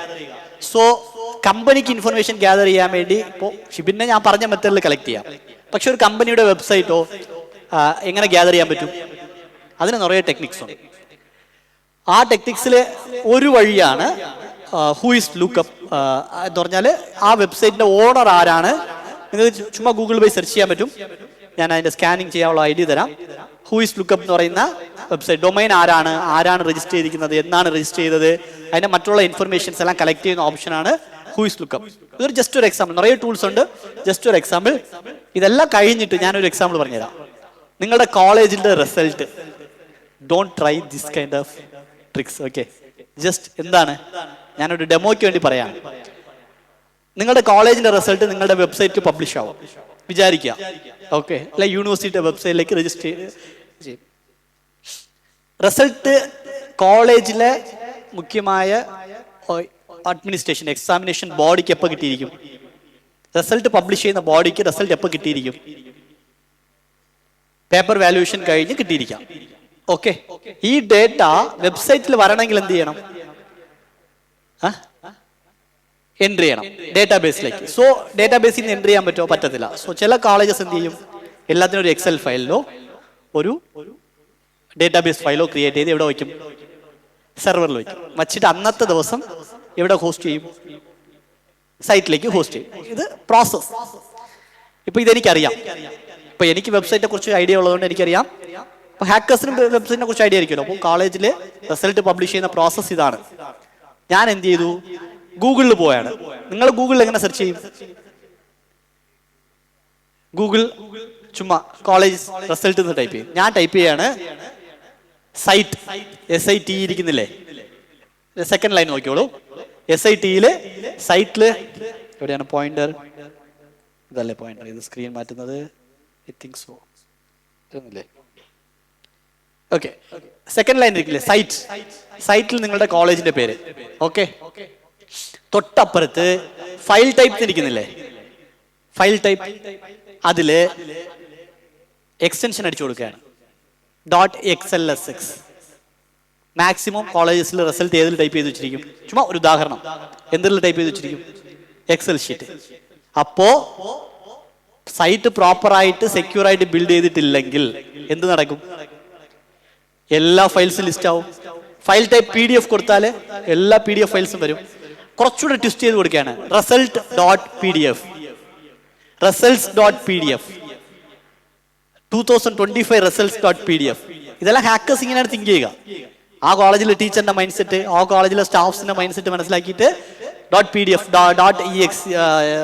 .xlsx ഇങ്ങനെ ടൈപ്പ് ചെയ്ത് സെർച്ച് ചെയ്യുമ്പോൾ ഗൂഗിൾ തന്നെ നമുക്ക് ഡേറ്റ എടുത്തു കൊടുക്കും. ആ ടെക്നിക്സ് ആണ് ഗൂഗിൾ ഡോർക്കിംഗ് എന്ന് പറയുന്നത്. ഇത് നിറയെ ഉണ്ട്. ഫയൽ ടൈപ്പ് എക്സ്റ്റെൻഡ് ചെയ്യാൻ, ഇൻ URL ചെക്ക് ചെയ്യാൻ പറ്റും. നിറയെ കീവേഡ്സ് ഉണ്ട്. ഏതെങ്കിലും ഫയൽ ഓപ്പൺ അവൈലബിൾ ചെയ്തിട്ടുണ്ടെങ്കിൽ അതൊക്കെ തരും. ഇത് യൂസ് ചെയ്തുകൊണ്ട് നിറയെ ഡേറ്റാസ് നിങ്ങൾക്ക് എല്ലാവർക്കും എന്ത് ചെയ്യാൻ പറ്റും? ചെയ്യാൻ പറ്റും. ഇൻ കേസ് നിങ്ങൾ അങ്ങനെ സെർച്ച് ചെയ്യുകയാണെങ്കിലും നിങ്ങളുടെ കണ്ണിൽ പെടുകയാണെങ്കിൽ ആ ഡേറ്റ നിങ്ങൾ എടുക്കരുത്, മറിച്ച് യു ഷുഡ് റിപ്പോർട്ട്. ഓക്കെ, നിങ്ങൾ എന്ത് ചെയ്യുക? ആ കോളേജിനെ, ആ സ്കൂളിനെ അവിടത്തേക്ക് നിങ്ങൾ ചുമ്മാ ജസ്റ്റ് പോയിട്ട് results.sql എന്ന് ടൈപ്പ് ചെയ്താലും ഏതെങ്കിലൊക്കെ കമ്പനിയുടെ, ഏതെങ്കിലൊക്കെ സ്കൂൾസിന്റെ, ഏതെങ്കിലൊക്കെ കോളേജിന്റെ ഇപ്പോൾ റിസൾട്ട്സ് കിട്ടിയില്ലെങ്കിൽ നിങ്ങൾക്ക് എന്ത് കിട്ടും? പഴയ റിസൾട്ട്സ് കിട്ടും. ഇതാണ് ഗൂഗിൾ. ഓക്കെ, സോ ഇങ്ങനെ നിങ്ങൾക്ക് ഒരു കമ്പനിയുടെ ഇൻഫർമേഷൻ ഗ്യാദർ ചെയ്യാൻ പറ്റും. Okay, just sample. നിങ്ങൾ ഇങ്ങനെ ടൈപ്പ് ചെയ്താൽ in title index of in URL FTP എന്ന് കൊടുത്താൽ, FTP എന്ന് പറഞ്ഞാൽ എന്നറിയോ? ആർക്കെല്ലാം അറിയാം? FTP file transfer protocol. നിങ്ങൾ FTP എന്ന് കൊടുക്കുകയാണെങ്കിൽ ആരുടെ എല്ലാം FTP പാസ്വേഡ്സ് അകത്തുണ്ടോ അതെല്ലാം കിട്ടും. ജസ്റ്റ് എക്സാമ്പിൾ ആണ്. ഇത്രയ്ക്ക് സിമ്പിൾ ആണ് ചില ഇൻഫർമേഷൻസ് ചില കമ്പനിയെ കുറിച്ച് എടുക്കാൻ. പക്ഷെ ഇതൊക്കെ ബ്ലോക്ക് ചെയ്ത് വെച്ചിരിക്കുന്ന കമ്പനിയെ സ്കാൻ ചെയ്യുക എന്നതും പണിയാണ്. ഓക്കെ, നമ്മൾ ഇതിന്റെ അപ്പുറത്തുള്ള കമ്പനീസാണ് നമ്മൾ കൂടുതൽ ചെയ്യുക. ഇതാണ് നിങ്ങൾ ഈ QR കോഡ് സ്കാൻ ചെയ്താൽ whoislookup.com എന്ന സൈറ്റ് വരും. അവിടെ പോയിട്ട് നിങ്ങൾക്ക് ഏത് കമ്പനിയെ കുറിച്ചാണോ സെർച്ച് ചെയ്യേണ്ടത് ആ കമ്പനിയുടെ എന്ത് കൊടുത്താൽ മതി? വെബ്സൈറ്റിന്റെ ID കൊടുത്താൽ ആരുടെ കമ്പനിയാണ്, ആരുടെ പേരിലാണ് രജിസ്റ്റർ ചെയ്തിരിക്കുന്നത്, അങ്ങനത്തെ കുറച്ച് ഇൻഫർമേഷൻസ് കിട്ടും. ഓക്കെ, ഇത് ബേസിക്സ് ആണ്, മനസ്സിൽ വെച്ചാലും മതി. whois.com ഇത് ഒരു കമ്പനിയാണ്, ഇതുപോലെ നിറയെ വെബ്സൈറ്റ്സ് ഉണ്ട്. ഓക്കെ, പോർട്ട് സ്കാൻ ചെയ്യാൻ പറ്റും, ഏതെല്ലാം പോർട്ട് ഓപ്പൺ ആണ്. 8080 port, ഒവ്വൊരു ആക്ടിവിറ്റിക്കും ഒവ്വൊരു പോർട്ടാണ്. SMS gateways നിറയുണ്ട്, email ports ഉണ്ട്. ഒവ്വൊരു പോർട്ടിലും ഒവ്വൊരു ആക്ടിവിറ്റി വെബ്സൈറ്റിൽ റൺ ആയിട്ടിരിക്കും. ആ പോർട്ടുകൾ ഏതെല്ലാം ഓപ്പൺ ആണെന്ന് സ്കാൻ ചെയ്യാൻ വേണ്ടി ഇത് ഓൺലൈനിൽ അവൈലബിൾ ആയ ടൂളാണ്. നിങ്ങൾക്ക് Nmap പോലത്തെ ടൂൾസ് വന്നിട്ട് കാളി ലിനക്സിൽ ഇൻസ്റ്റാൾ ചെയ്ത് യൂസ് ചെയ്യാൻ പറ്റും. ഇല്ല, പഠിക്കാൻ വേണ്ടി pentesttools.com ഈ വെബ്സൈറ്റിലേക്ക് പോയാലും നിങ്ങൾക്ക് എന്ത് ചെയ്യാൻ പറ്റും, ചില ബേസിക് ട്രൈ ചെയ്ത് നോക്കാൻ പറ്റും. ഓക്കെ, പക്ഷേ ട്രൈ ചെയ്യുമ്പോൾ ഏത് കാരണവശാലും ജെന്യൂൻ വെബ്സൈറ്റ് എന്ത് ചെയ്യല്ലേ, ഹാക്ക് ടെസ്റ്റ് ചെയ്യാൻ പാടില്ല. ഇപ്പൊ എക്സാമ്പിൾ കോളേജിന്റെ ഇല്ലെങ്കിൽ നിങ്ങളുടെ ഫ്രണ്ടിന്റെ കമ്പനിയുടെ വെബ്സൈറ്റ് പോയി നമുക്ക് ചെക്ക് ചെയ്ത് ഒന്ന് ട്രൈ ചെയ്ത് നോക്കാം. Don't try it. ഓക്കെ, അങ്ങനെ ചെയ്യരുത്. അങ്ങനത്തെ സൈറ്റ്സ് ഉണ്ട്, നിങ്ങൾക്ക് ടെസ്റ്റ് ചെയ്യാൻ വേണ്ടിയുള്ള വെബ്സൈറ്റ്സ് ഉണ്ട്. ആ സൈറ്റ്സുകൾ മാക്സിമം ട്രൈ ചെയ്യുക. ഇല്ലെങ്കിൽ നിങ്ങളുടെ സിസ്റ്റത്തിൽ നിങ്ങൾക്ക് പഠിക്കാൻ വേണ്ടിയുള്ള സെറ്റപ്പ് ബിൽഡ് ചെയ്യാൻ പറ്റും. മെറ്റാസ്പ്ലോയിറ്റ് ഇൻസ്റ്റാൾ ചെയ്യാൻ പറ്റും. വൾനറബിൾ ആയിട്ടുള്ള വെബ്സൈറ്റ് ഡിസൈൻ ചെയ്ത് പഠിക്കാൻ വേണ്ടി വെച്ചിട്ടുണ്ട്. അങ്ങനത്തെ വെബ്സൈറ്റ് ഇൻസ്റ്റാൾ ചെയ്ത് പഠിക്കുക. ഞാനിപ്പോൾ അതൊന്നും എടുത്തിട്ടില്ല ഇവിടെ. ജസ്റ്റ് ചില ഇങ്ങനെയൊക്കെ ചെയ്ത് നമ്മൾ കണ്ടുപിടിക്കുന്ന ചില വൾനറബിലിറ്റീസ് ആണ്. ഞാനിപ്പോൾ അതിലേക്ക് പോകുന്നില്ല. മുഖ്യമായിട്ട് നിങ്ങൾക്ക് കണ്ടുപിടിക്കാൻ പറ്റുന്ന ഒരു വെബ്സൈറ്റിനെ നിങ്ങളെക്കുറിച്ച് പഠിക്കുമ്പോൾ, ഒരു വെബ്സൈറ്റിനെ പോയി നോക്കുമ്പോൾ നിങ്ങൾ ആദ്യം ചെയ്യാൻ ചാൻസ് ഉള്ള ഒരു വിഷയം എന്ന് വെച്ചാൽ ആ കമ്പനിയെ കുറിച്ചുള്ള സെൻസിറ്റീവ് ഇൻഫർമേഷൻ നിങ്ങൾക്ക് വെബ്സൈറ്റിൽ എവിടെയെങ്കിലും ഒക്കെ കിട്ടാൻ ചാൻസ് ഉണ്ടോ? ഒരു സാധാരണ വെബ്സൈറ്റ് നിങ്ങൾ കാണുകയാണ്, ആ വെബ്സൈറ്റിൽ പോയി നോക്കുമ്പോൾ സെൻസിറ്റീവ് ഇൻഫർമേഷൻ നിങ്ങൾക്ക് കിട്ടാൻ ചാൻസ് ഉണ്ടോ? വെബ്സൈറ്റ് ചെയ്തത് ആരാണ്? ഡെവലപ്പേഴ്സാണ്. ഈ ഡെവലപ്പേഴ്സ് ചെയ്യുന്ന നിറയെ തെറ്റുകളുണ്ട്. ഒരു ഉദാഹരണത്തിന്, ലോഗിൻ പേജ് ഇരിക്കുന്നു, പാസ്വേഡ് നിങ്ങൾക്ക് കിട്ടോ? കിട്ടത്തില്ല. ചില ഡെവലപ്പേഴ്സ് എന്ത് ചെയ്യുന്ന അറിയോ, ടെസ്റ്റിന്റെ പാസ്വേഡ് ആ വെബ്സൈറ്റിൽ ഒരിടത്ത് യൂസർ നെയിം പാസ്വേഡ് ടൈപ്പ് ചെയ്തിട്ട് വൈറ്റ് കളർ ചെയ്തു വിടും. ഇപ്പൊ ഇതിനകത്ത് ഇതായിരിക്കില്ല, ഈ യെല്ലോ കളർ, അവിടെ ഞാൻ പാസ്വേഡും യൂസർ നെയിമും ടൈപ്പ് ചെയ്യാണ്.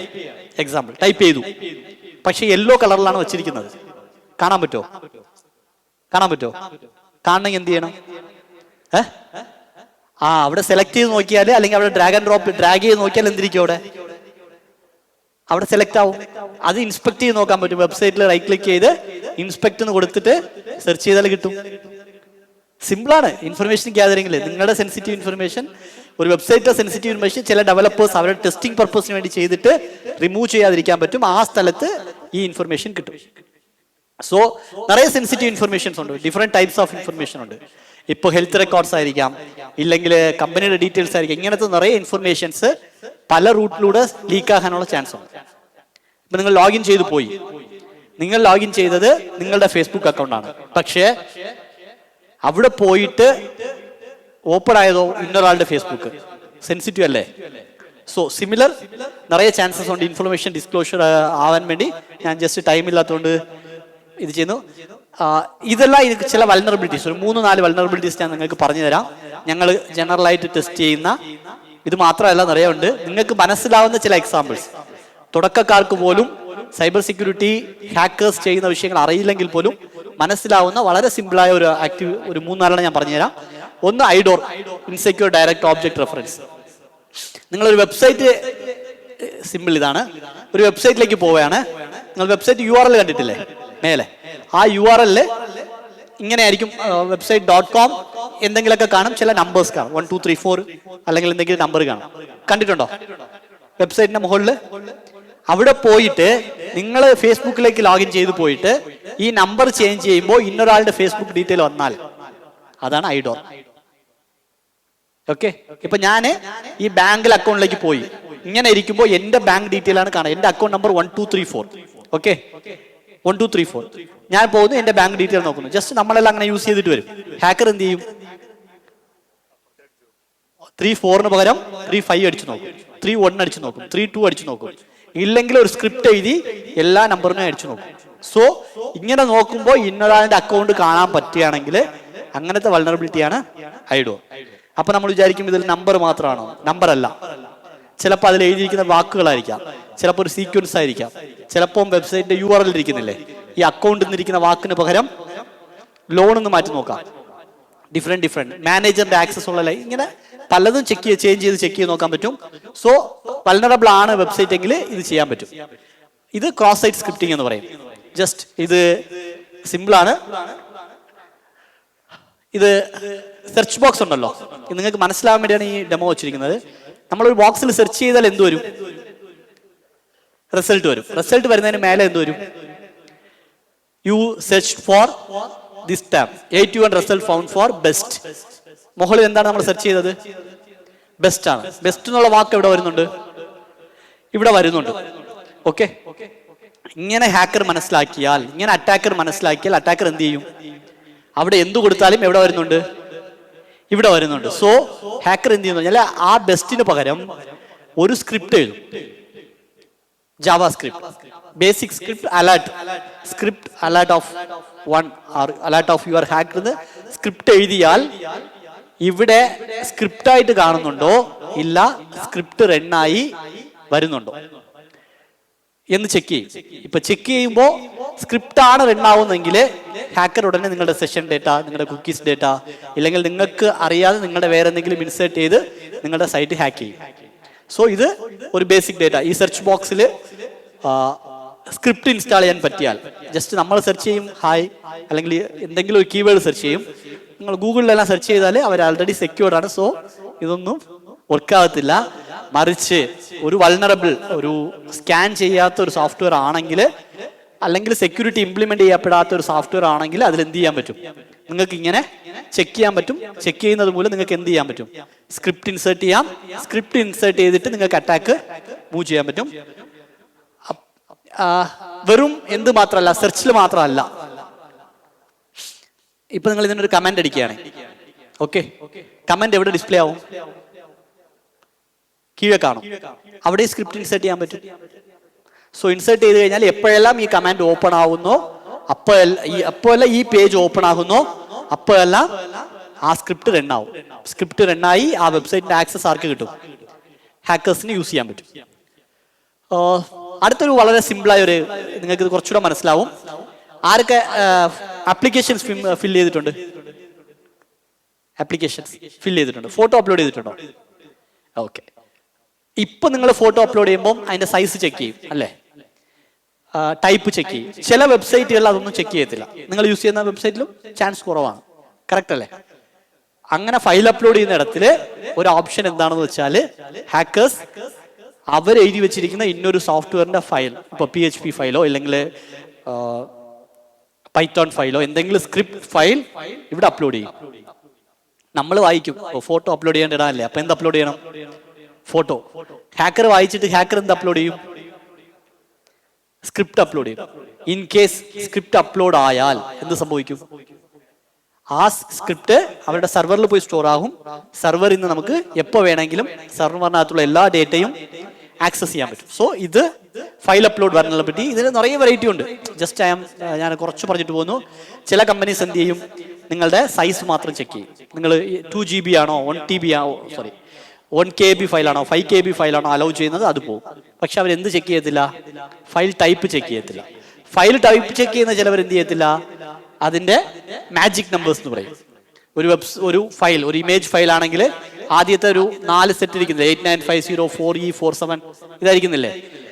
ഒவ்வொரு ഫയലിനും ഒவ்வொரு ടൈപ്പാണ്, ഒவ்வொரு ഇതാണ് സ്റ്റാർട്ട് ചെയ്യുക. ഈ മാജിക് നമ്പേഴ്സ് ചെക്ക് ചെയ്യാതെ കോഡ് എഴുതിയാലും അകത്ത് പോയി ഫയൽ ഇൻസേർട്ട് ചെയ്യാൻ പറ്റും. സോ ഫയൽ അപ്ലോഡിനെ അവോയ്ഡ് ചെയ്യണമെങ്കിൽ ഈ magic numbers, including magic numbers check ചെയ്ത് കോഡ് എഴുതിയാൽ മാത്രമേ ഫയൽ അപ്ലോഡ് ചെയ്യാതിരിക്കാൻ പറ്റൂ. ഇതൊരു വൾനറബിൾ വെബ്സൈറ്റ് ആണ്. ഈ വെബ്സൈറ്റിൽ നിങ്ങൾക്ക് വന്നിട്ട് പോയി ഹാക്ക് ചെയ്ത് പഠിക്കാം. ഇത് എന്തോന്ന് ഡെയിലി ഇത് റീസെറ്റ് ആയിട്ടിരിക്കും. ഇതിൽ പോയിട്ട് നിങ്ങൾക്ക് അതിലുള്ള ഫീച്ചേഴ്സും ഫങ്ഷണാലിറ്റീസും എന്ത് ചെയ്ത് നോക്കാം? ചെക്ക് ചെയ്ത് നോക്കാം. ഓക്കെ, ക്വസ്റ്റ്യൻസ് ഉണ്ടെങ്കിൽ നമുക്ക് ചോദിക്കാം. ജസ്റ്റ് ഞാൻ ഒരു കവർ ചെയ്തെന്ന് വെച്ചാൽ എന്താണ് സൈബർ സെക്യൂരിറ്റി, എങ്ങനെയാണ് അറ്റാക്കേഴ്സ് ഹാക്ക് ചെയ്യുന്നത്, ഇത് ചെയ്യുക. ഇതിൽ ഞാൻ കവർ ചെയ്യാതെ പോയത് നമ്മൾ എന്ത് ചെയ്യുക എന്ന് വെച്ചാൽ ഇതിന് ഓപ്പോസിറ്റ് ആയിട്ടുള്ള കോഡുകൾ എഴുതി ഈ സൈറ്റുകൾ എന്ത് ചെയ്യുക? ഫുഡ് ആൽക്കമിസ്റ്റ് ആണ്. യൂട്യൂബിൽ ബുഹാരി ദ ഫുഡ് ആൽക്കമിസ്റ്റ് എന്ന് പറഞ്ഞൊരു ചാനലുണ്ട്. ഞാൻ ഈ ടേസ്റ്റ് റിസർച്ച് ചെയ്യുന്ന ആളാണ്. ബിരിയാണിയിലാണ് സ്പെഷ്യലൈസ് ചെയ്തിട്ടുള്ളത്. അങ്ങനെ ഇവിടെ പെരിന്തൽമണ്ണയ്ക്ക് അടുത്ത് അങ്ങാടിപ്പുറത്ത് ഒരു കമ്പനിയിൽ ഞാൻ വർക്ക് ചെയ്യുന്നുണ്ട്. പാർട്ട്ണർഷിപ്പും ഉണ്ട്. അവിടുത്തെ ടീച്ചറും കൂടിയാണ്. കമ്പനിയുടെ 5 ഓരോ വാട്സപ്പ് നമ്പറുകളും ഹാക്ക് ചെയ്യുക, ഉപയോഗശൂന്യമാക്കുക. ഇതാണ് ഇപ്പോൾ എനിക്ക് വന്നിട്ടുള്ള ഇൻസിഡൻറ്റ്. അപ്പോൾ അതിനെക്കുറിച്ച് അന്വേഷിച്ച് സൈബർ പോലീസ് സ്റ്റേഷനിൽ കംപ്ലൈൻറ്റ് കൊടുത്തു. ഞങ്ങൾ പുതിയ നമ്പർ എടുത്ത് കുറേ ഗ്രൂപ്പുകളുണ്ട്, അതിലേക്ക് കൊണ്ടുവന്നു കഴിഞ്ഞാൽ അവിടെ നിന്നാണ് അറ്റാക്ക് വരുന്നതെന്ന് മനസ്സിലാക്കാൻ സാധിച്ച് 5 എണ്ണം അതുപോലെ ഓഫായി, മീൻസ് വർക്ക് ചെയ്യാൻ പറ്റുന്നില്ല. ചോദിക്കുമ്പോൾ നിങ്ങൾ ടേംസ് പോളിസി തെറ്റിച്ചെന്നാണ്. സാറിന് അതിന് എന്തെങ്കിലും ആൻസർ പറയാനുണ്ടോ? എക്സാക്ട് ആയിട്ട് എൻ്റെ ആൻസർ മാച്ച് ആവുമെന്ന് അറിയത്തില്ല. ഒന്ന്, വാട്സപ്പ് മെസ്സേജസിൽ ചില ഇഷ്യൂസ് ഉണ്ട്. ഇപ്പം നിങ്ങൾ വാട്സപ്പ് മെസ്സേജ് ഇത് ചെയ്തിരിക്കുകയാണോ, API യൂസ് ചെയ്ത് വാങ്ങിയതാണോ, അതാ നിങ്ങളായിട്ട് നമ്പർ യൂസ് ചെയ്യുന്നതാണ്? അല്ല, ഞങ്ങളുടെ നമ്പറാണ് 5 ഫോൺ നമ്പർ, 5 വാട്സപ്പ് മൊബൈൽ വാങ്ങിയതാണ്. മൊബൈലുള്ള ഓട്ടോമാറ്റിക് റെസ്പോൺസ് ആണോ? ഓട്ടോമാറ്റിക് റെസ്പോൺസ് അല്ല സംഭവിച്ചിട്ടുള്ളത്. നിങ്ങൾ ചോദിക്കുന്നത് ഇപ്പോ നിങ്ങൾ വാട്സപ്പ് നമ്പറിന്റെ സോഫ്റ്റ്വെയറുമായിട്ട് ലിങ്ക് ചെയ്യാം. എക്സാമ്പിൾ ലിങ്ക് ചെയ്ത് കഴിഞ്ഞാൽ നിങ്ങൾ ഗ്രീൻ ടിക്ക് ചെയ്തുകൊണ്ട് മെസ്സേജ് വരത്തില്ലേ? അതെ, you are for this ticket, ഇങ്ങനെല്ലാം വരുന്ന മെസ്സേജ് സിസ്റ്റം കോഡ് വരില്ല, അവിടെ വെച്ച് സ്റ്റക്ക് ആവും. എന്നിട്ട് പറയും നിങ്ങൾ ടു മെനി ടൈംസ് ട്രൈ ചെയ്തു എന്ന് പറഞ്ഞിട്ട് അങ്ങനെ സ്റ്റക്കായി പോകും, അവിടെ നിൽക്കുകയാണ്. ഇത് 2 വിഷയം കൊണ്ട് നടന്നിരിക്കാം. ഒന്ന്, നിങ്ങളുടെ മൊബൈലിന്റെ ആക്സസ് യൂസ് ചെയ്തുകൊണ്ട് നിങ്ങളറിയാതെ സെൻസിറ്റീവ് പോളിസിക്ക് വയലേഷൻ ആയിട്ടുള്ള മെസ്സേജുകൾ സെൻഡ് ആവുന്നുണ്ടായിരിക്കാം. ചിലപ്പോൾ നമ്മുടെ ടീമിനകത്ത് നിന്നായിരിക്കാം. അല്ലെങ്കിൽ നിങ്ങളുടെ നമ്പറിനെ യൂസ് ചെയ്തുകൊണ്ട് നിങ്ങളുടെ പേരിൽ വേറെ അക്കൗണ്ട് ഉണ്ടായിരിക്കാം. എവിടെ? API.whatsapp.com അക്കൗണ്ട് ഉണ്ടോ? ആ ആക്സസ് വേറെ പുറത്തു പോയിട്ടുണ്ടോ? ചിലപ്പോൾ അങ്ങനത്തെ ആക്സസ് നിങ്ങൾക്ക് പുറത്തു പോയിട്ടുണ്ടെങ്കിൽ അതിൽ നിന്ന് സെൻഡ് ചെയ്യുന്ന മെസ്സേജസ് 1. 2, ബൾക്ക് വാട്സപ്പ് മെസ്സേജസ് അയക്കാൻ വേണ്ടി നിറയെ ടൂൾസ് ഉണ്ട്. അതിൽ ഏതെങ്കിലും ടൂൾസ് നിങ്ങൾ ഉപയോഗിക്കുന്നുണ്ടെങ്കിൽ ആ ടൂൾസിൽ ചില ഇഷ്യൂസ് ഉണ്ട്, അതും നിങ്ങളുടെ വാട്സപ്പ് അക്കൗണ്ടിനെ ബ്ലോക്ക് ചെയ്യാൻ പറ്റും. ഇതാണ് നമുക്കറിയാവുന്നത്. ഇത് കഴിഞ്ഞിട്ട് വളരെ റെയർ ആയിട്ട് ഇപ്പോൾ നിങ്ങളുടെ ഫിസിക്കൽ ഡിവൈസ് അറ്റാക്ക് ചെയ്ത്, അല്ലെങ്കിൽ നിങ്ങളുടെ ഫിസിക്കൽ ഡിവൈസ് ഇരിക്കുന്നില്ലേ, അതിനകത്ത് നിങ്ങൾ അറിയാത്ത സോഫ്റ്റ്വെയർസ് ഉണ്ട്. സോഫ്റ്റ്വെയർസ് ഉണ്ട്, മാലിഷ്യസ് സോഫ്റ്റ്വെയർസ് നിങ്ങൾ ഈ മെസ്സേജ് അയക്കുന്ന സോഫ്റ്റ്വെയറിനകത്ത് ഉണ്ടെങ്കിൽ എടുക്കാൻ പറ്റൂ. അത് ഉപയോഗിച്ചുകൊണ്ട് വേറെ മെസ്സേജ് പോകുന്നുണ്ടായിരിക്കാം. ഇതെന്റെ പുതിയ മൊബൈലാണ്, പുതിയ സിമ്മാണ്. ഞാനിത് ചെയ്തു, ഒരാഴ്ചക്കുള്ളിൽ എൻ്റെയും ഇതേപോലെ വാട്സപ്പ് സ്റ്റക്കാണ്, ടാർഗറ്റാണ്. ഞാൻ മനസ്സിലാക്കിയത് അല്ല, ഐഫോൺ അല്ല, ആൻഡ്രോയിഡ് ആണ്. റെക്കമെൻഡേഷൻ ചെയ്യാം, ജസ്റ്റ് ട്രൈ ചെക്ക് ചെയ്യാണ്. ഇപ്പൊ ഞാൻ ഇതാണെന്ന് പറഞ്ഞിട്ട് അല്ല, എനിക്ക് മനസ്സിലായ ഒരു കാര്യം ഞാൻ പറയാം. ഞാൻ അവിടെ ഞങ്ങളെ യൂണിറ്റിലുള്ള എല്ലാവരും കൂടി ചർച്ച ചെയ്തപ്പോൾ അവർ പറഞ്ഞതെന്താ വെച്ച് കഴിഞ്ഞാൽ, ഒന്നെങ്കിൽ ഞങ്ങൾക്കെതിരെ ഈ നമ്പർ ശരിയല്ല എന്ന് പറഞ്ഞിട്ട് കുറേ ആളുകൾ ഒരുമിച്ച് റിപ്പോർട്ട് അടിക്കുക, അങ്ങനെ ആവാൻ സാധ്യത എന്നാണ് എൻ്റെ ടെക്നീഷ്യൻ പറഞ്ഞത്. അങ്ങനെ ഒരു ചാൻസ് ആണ് കാണുന്നത്. പക്ഷെ വരുന്ന നമ്പർ, ആ ഗ്രൂപ്പുകളുണ്ട്, ഞങ്ങൾക്ക് കുറേ ഗ്രൂപ്പുകളുണ്ട്, അതിലൊക്കെ പഠിക്കാനുള്ള സ്റ്റുഡൻസ് എൻ്റർ ചെയ്തിട്ടുണ്ട്. അവിടെ ആരോ നമ്മുടെ എനിമീസ് കയറിയിട്ടുണ്ട്. ആ ഗ്രൂപ്പിലേക്ക് നമ്പർ പോയാൽ മാത്രമാണ് അറ്റാക്ക് വരുന്നത് എന്നാണ് മനസ്സിലാക്കുന്നത്. ഇപ്പൊ ഞാൻ പറയുന്നത് ഇതിന് ബെസ്റ്റ് നിങ്ങൾക്ക്, ഞാൻ ഈ പ്രോഗ്രാമിന് ഇത് കണ്ടപ്പോ ഞാൻ ഇവിടെ ഒരു 4 പ്രാവശ്യം ഡോറിൽ ഓടി വന്ന് പ്രോഗ്രാം തുടങ്ങിയ ഒന്നുമില്ല. ഞാൻ പറയുന്ന ഇതൊരു സൊല്യൂഷൻ ആണ്. നിങ്ങൾ ബിസിനസിന് വേണ്ടിയാണ് ചെയ്യുകയാണെങ്കിൽ മെസ്സേജിന് കാശ് പോകും, എത്ര കാശാണെന്ന് അറിയത്തില്ല. നിങ്ങൾ വാട്സപ്പിന്റെ API വാങ്ങുക, ജെന്യൂൻ ആയിട്ട് നിങ്ങളായിട്ട് വാട്സപ്പിന്റെ സൈറ്റിൽ പോയി രജിസ്റ്റർ ചെയ്തിട്ട് അതിൽ കിട്ടുന്ന API യൂസ് ചെയ്തുകൊണ്ട് നിങ്ങൾ വാട്സപ്പ് മെസ്സേജ് അയക്കുക. അപ്പൊ നിങ്ങളുടെ മൊബൈൽ നമ്പർ ഓട്ടോമാറ്റിക് ആയിട്ട് ബിസിനസ് അക്കൗണ്ട് ആയിട്ട് മാറിയിട്ട് നിങ്ങളുടെ വെബ്സൈറ്റിന് ഗ്രീൻ ടിക്ക് കിട്ടും. ഓക്കെ, അടുത്ത് നിങ്ങൾ അയക്കാൻ പോകുന്ന മെസ്സേജിന്റെ ചില ടെംപ്ലേറ്റ്സ് ഉണ്ട്, അതവിടെ ക്രിയേറ്റ് ചെയ്യാം. നിങ്ങൾക്ക് അവിടെ ക്രിയേറ്റ് ചെയ്യാം. അത് വാട്സപ്പ് കമ്മ്യൂണിറ്റി അപ്രൂവ് ചെയ്ത് കഴിഞ്ഞാൽ അതിൽ നിങ്ങളുടെ പേരും നിങ്ങൾ അയക്കാൻ പോകുന്ന മെസ്സേജിന്റെ ചില ലൈൻസ് മാത്രം ചേഞ്ച് ചെയ്ത്, അതായത് നമ്മൾ വേരിയബിൾസ് എന്ന് പറയും, ആ വേരിയബിൾസ് മാറ്റിയിട്ട് നിങ്ങൾക്ക് വാട്സപ്പ് API മൂലം നിങ്ങൾക്ക് വാട്സപ്പ് മെസ്സേജ് അയക്കാം. അപ്പോൾ ആൾറെഡി വെരിഫൈഡ് ആയതുകൊണ്ട് ഈ റിപ്പോർട്ടിംഗ് നിങ്ങൾക്ക് എന്താകത്തില്ല, ഒരു പക്ഷേ അത് സൊല്യൂഷനാണ്. പക്ഷെ നിങ്ങൾക്ക് എന്താകത്തില്ല, ബ്ലോക്ക് ചെയ്യാൻ പറ്റത്തില്ല ഈ നമ്പറിനെ. കാരണം നിങ്ങൾ ആൾറെഡി വെരിഫൈഡ് ആണ്. നിങ്ങൾ ആരാണെന്ന് വെച്ചിട്ടുണ്ട്. നിങ്ങൾ അയക്കുന്ന ഓരോ മെസ്സേജും വെബ്സൈറ്റിൽ പോയി ചെയ്യണം. API. ഇപ്പൊ മെറ്റയാണോ വാട്സപ്പ്? മെറ്റ അല്ലേ? മെറ്റയുടെ ഡെവലപ്പർ കൺസോളിൽ പോവുക, അവിടെ നിന്ന് നിങ്ങളൊരു API എടുക്കുക. API എടുക്കാൻ വേണ്ടി നിങ്ങളുടെ pan card, registration number. Individual ആണെങ്കിലും അതിനോടനുസരിച്ച് കൊടുക്കുക. ഇതിനൊരു സൊല്യൂഷൻ അന്വേഷിച്ചിട്ട് കുറെ ദിവസമായി കുറെ സ്ഥലത്ത് പോയി. നിങ്ങൾ വാട്സപ്പിന്റെ API ബൾക്ക് സെന്റേഴ്സ് വാങ്ങുക, ജെന്യൂൻ ആയിട്ടുള്ള ഇതിൽ രജിസ്റ്റർ ചെയ്യുക, അത് യൂസ് ചെയ്യുക. Thank you. മെസ്സേജിന് ചാർജ് ആണ്. ഞങ്ങൾ അൺവാണ്ടഡ് ആയിട്ട് ഒന്നും ചെയ്യുന്നില്ല. അതാണ് ഞങ്ങൾ എന്താ സംഭവിക്കുന്നത്, എടുത്താ 5 ദിവസം കൊണ്ട് അടിച്ചു പോകും. ആ രീതിയിലായിരുന്നു. Thank you sir. ഇത് കഴിഞ്ഞാലും നിങ്ങൾ ഇപ്പോൾ ലുലു മാളിലെല്ലാം, ലുലുണ്ടെന്ന് അറിയത്തില്ല, ഷോപ്പിംഗ് മാൾസിലെല്ലാം പോകുമ്പോൾ നിങ്ങൾക്ക് വാട്സപ്പിൽ മെസ്സേജ് വരുന്നില്ലേ? യെസ്. നിങ്ങളുടെ ബില്ല് സെയിം കോൺസെപ്റ്റ്. അത് വാങ്ങുക, ഒരു ടെംപ്ലേറ്റ് പ്രിപ്പയർ ചെയ്യുക, ഇതാണ് നമ്മുടെ കണ്ടന്റ്. സോ അതുപോലെ നിങ്ങൾ പ്രോസസ് ചെയ്യുക. കാരണം നിങ്ങളുടെ മെസ്സേജ് ആര് വെരിഫൈഡ് ആണ്? വാട്സപ്പ് റിയലിസ്റ്റിക് ആയിട്ട് വെരിഫൈ ചെയ്യും. ഇതാണ് മെസ്സേജ് നിങ്ങൾ അയക്കാൻ പോകുന്നതെന്ന് ആൾറെഡി നമ്മൾ അപ്രൂവൽ വാങ്ങിയിട്ടാണ് അയക്കുന്നത്. ശരി. സോ ചില മെസ്സേജ് നമുക്ക് അയക്കാതില്ലേ, പക്ഷെ ഇങ്ങനെ നിങ്ങൾ അപ്രൂവൽ വായിച്ച് കാണിച്ചു ഇങ്ങനെ ആയിരിക്കും. Your name, hi, your name is this, you enrolled for this course. എന്തായാലും ആ രീതിയിലുള്ള ഒരു ആപ്ലിക്കേഷൻ കൊടുത്തിട്ടില്ല. ഏത് പാൻ കാർഡ് ഇതൊക്കെ വെച്ചിട്ടുള്ള ഒരു സംഗതി ചെയ്തിട്ടില്ല. ചെയ്തു നോക്കി കഴിഞ്ഞാൽ okay. Thank you. Pan card എന്നല്ല, അത് രജിസ്റ്റർ ചെയ്യുക. അവിടെ പോയി വെരിഫൈഡ് വാങ്ങുക. വെരിഫൈഡ് വാങ്ങിയതിന് ശേഷം നിങ്ങൾക്ക് ചെയ്യാം. അപ്പോൾ നിങ്ങൾ അയക്കുന്ന ഓരോ മെസ്സേജും നമ്പറിന് പകരം നിങ്ങളുടെ കമ്പനിയുടെ പേര് മേലെ പോയി ഗ്രീൻ ടിക്ക് കോഡ് ചെയ്യാൻ പോകും. ഓക്കെ, അതാണ് നല്ലത്. ഓക്കെ. ഇതിന് വേണ്ടി നിറയെ പൈറേറ്റഡ് സോഫ്റ്റ്വെയർസ് ഉണ്ട്. ഞങ്ങൾ ഇങ്ങനെ അയച്ചു തരും, നിങ്ങൾ അത് വാങ്ങി ഇൻസ്റ്റാൾ ചെയ്യുക, നിങ്ങളുടെ നമ്പർ കൊടുത്താൽ മതി, രജിസ്ട്രേഷൻ വേണ്ടത്. അത് ട്രൈ ചെയ്താലും ഇതേ ബ്ലോക്ക് ആവും. 15 ദിവസം 50 ദിവസത്തിനകത്തെല്ലാം ബ്ലോക്ക് ചെയ്തു പോകും. സോ അതും ട്രൈ ചെയ്യാതിരിക്കുക. ഇത് കഴിഞ്ഞാലും സാറിന്റെ കുറച്ച് ഐഡിയാസും സപ്പോർട്ട്സും വേണം എല്ലാവർക്കും. Thank you for. Hi sir, my name is വൈസ്. ഞാനൊരു സോഫ്റ്റ്വെയർ ഡെവലപ്പറാണ്.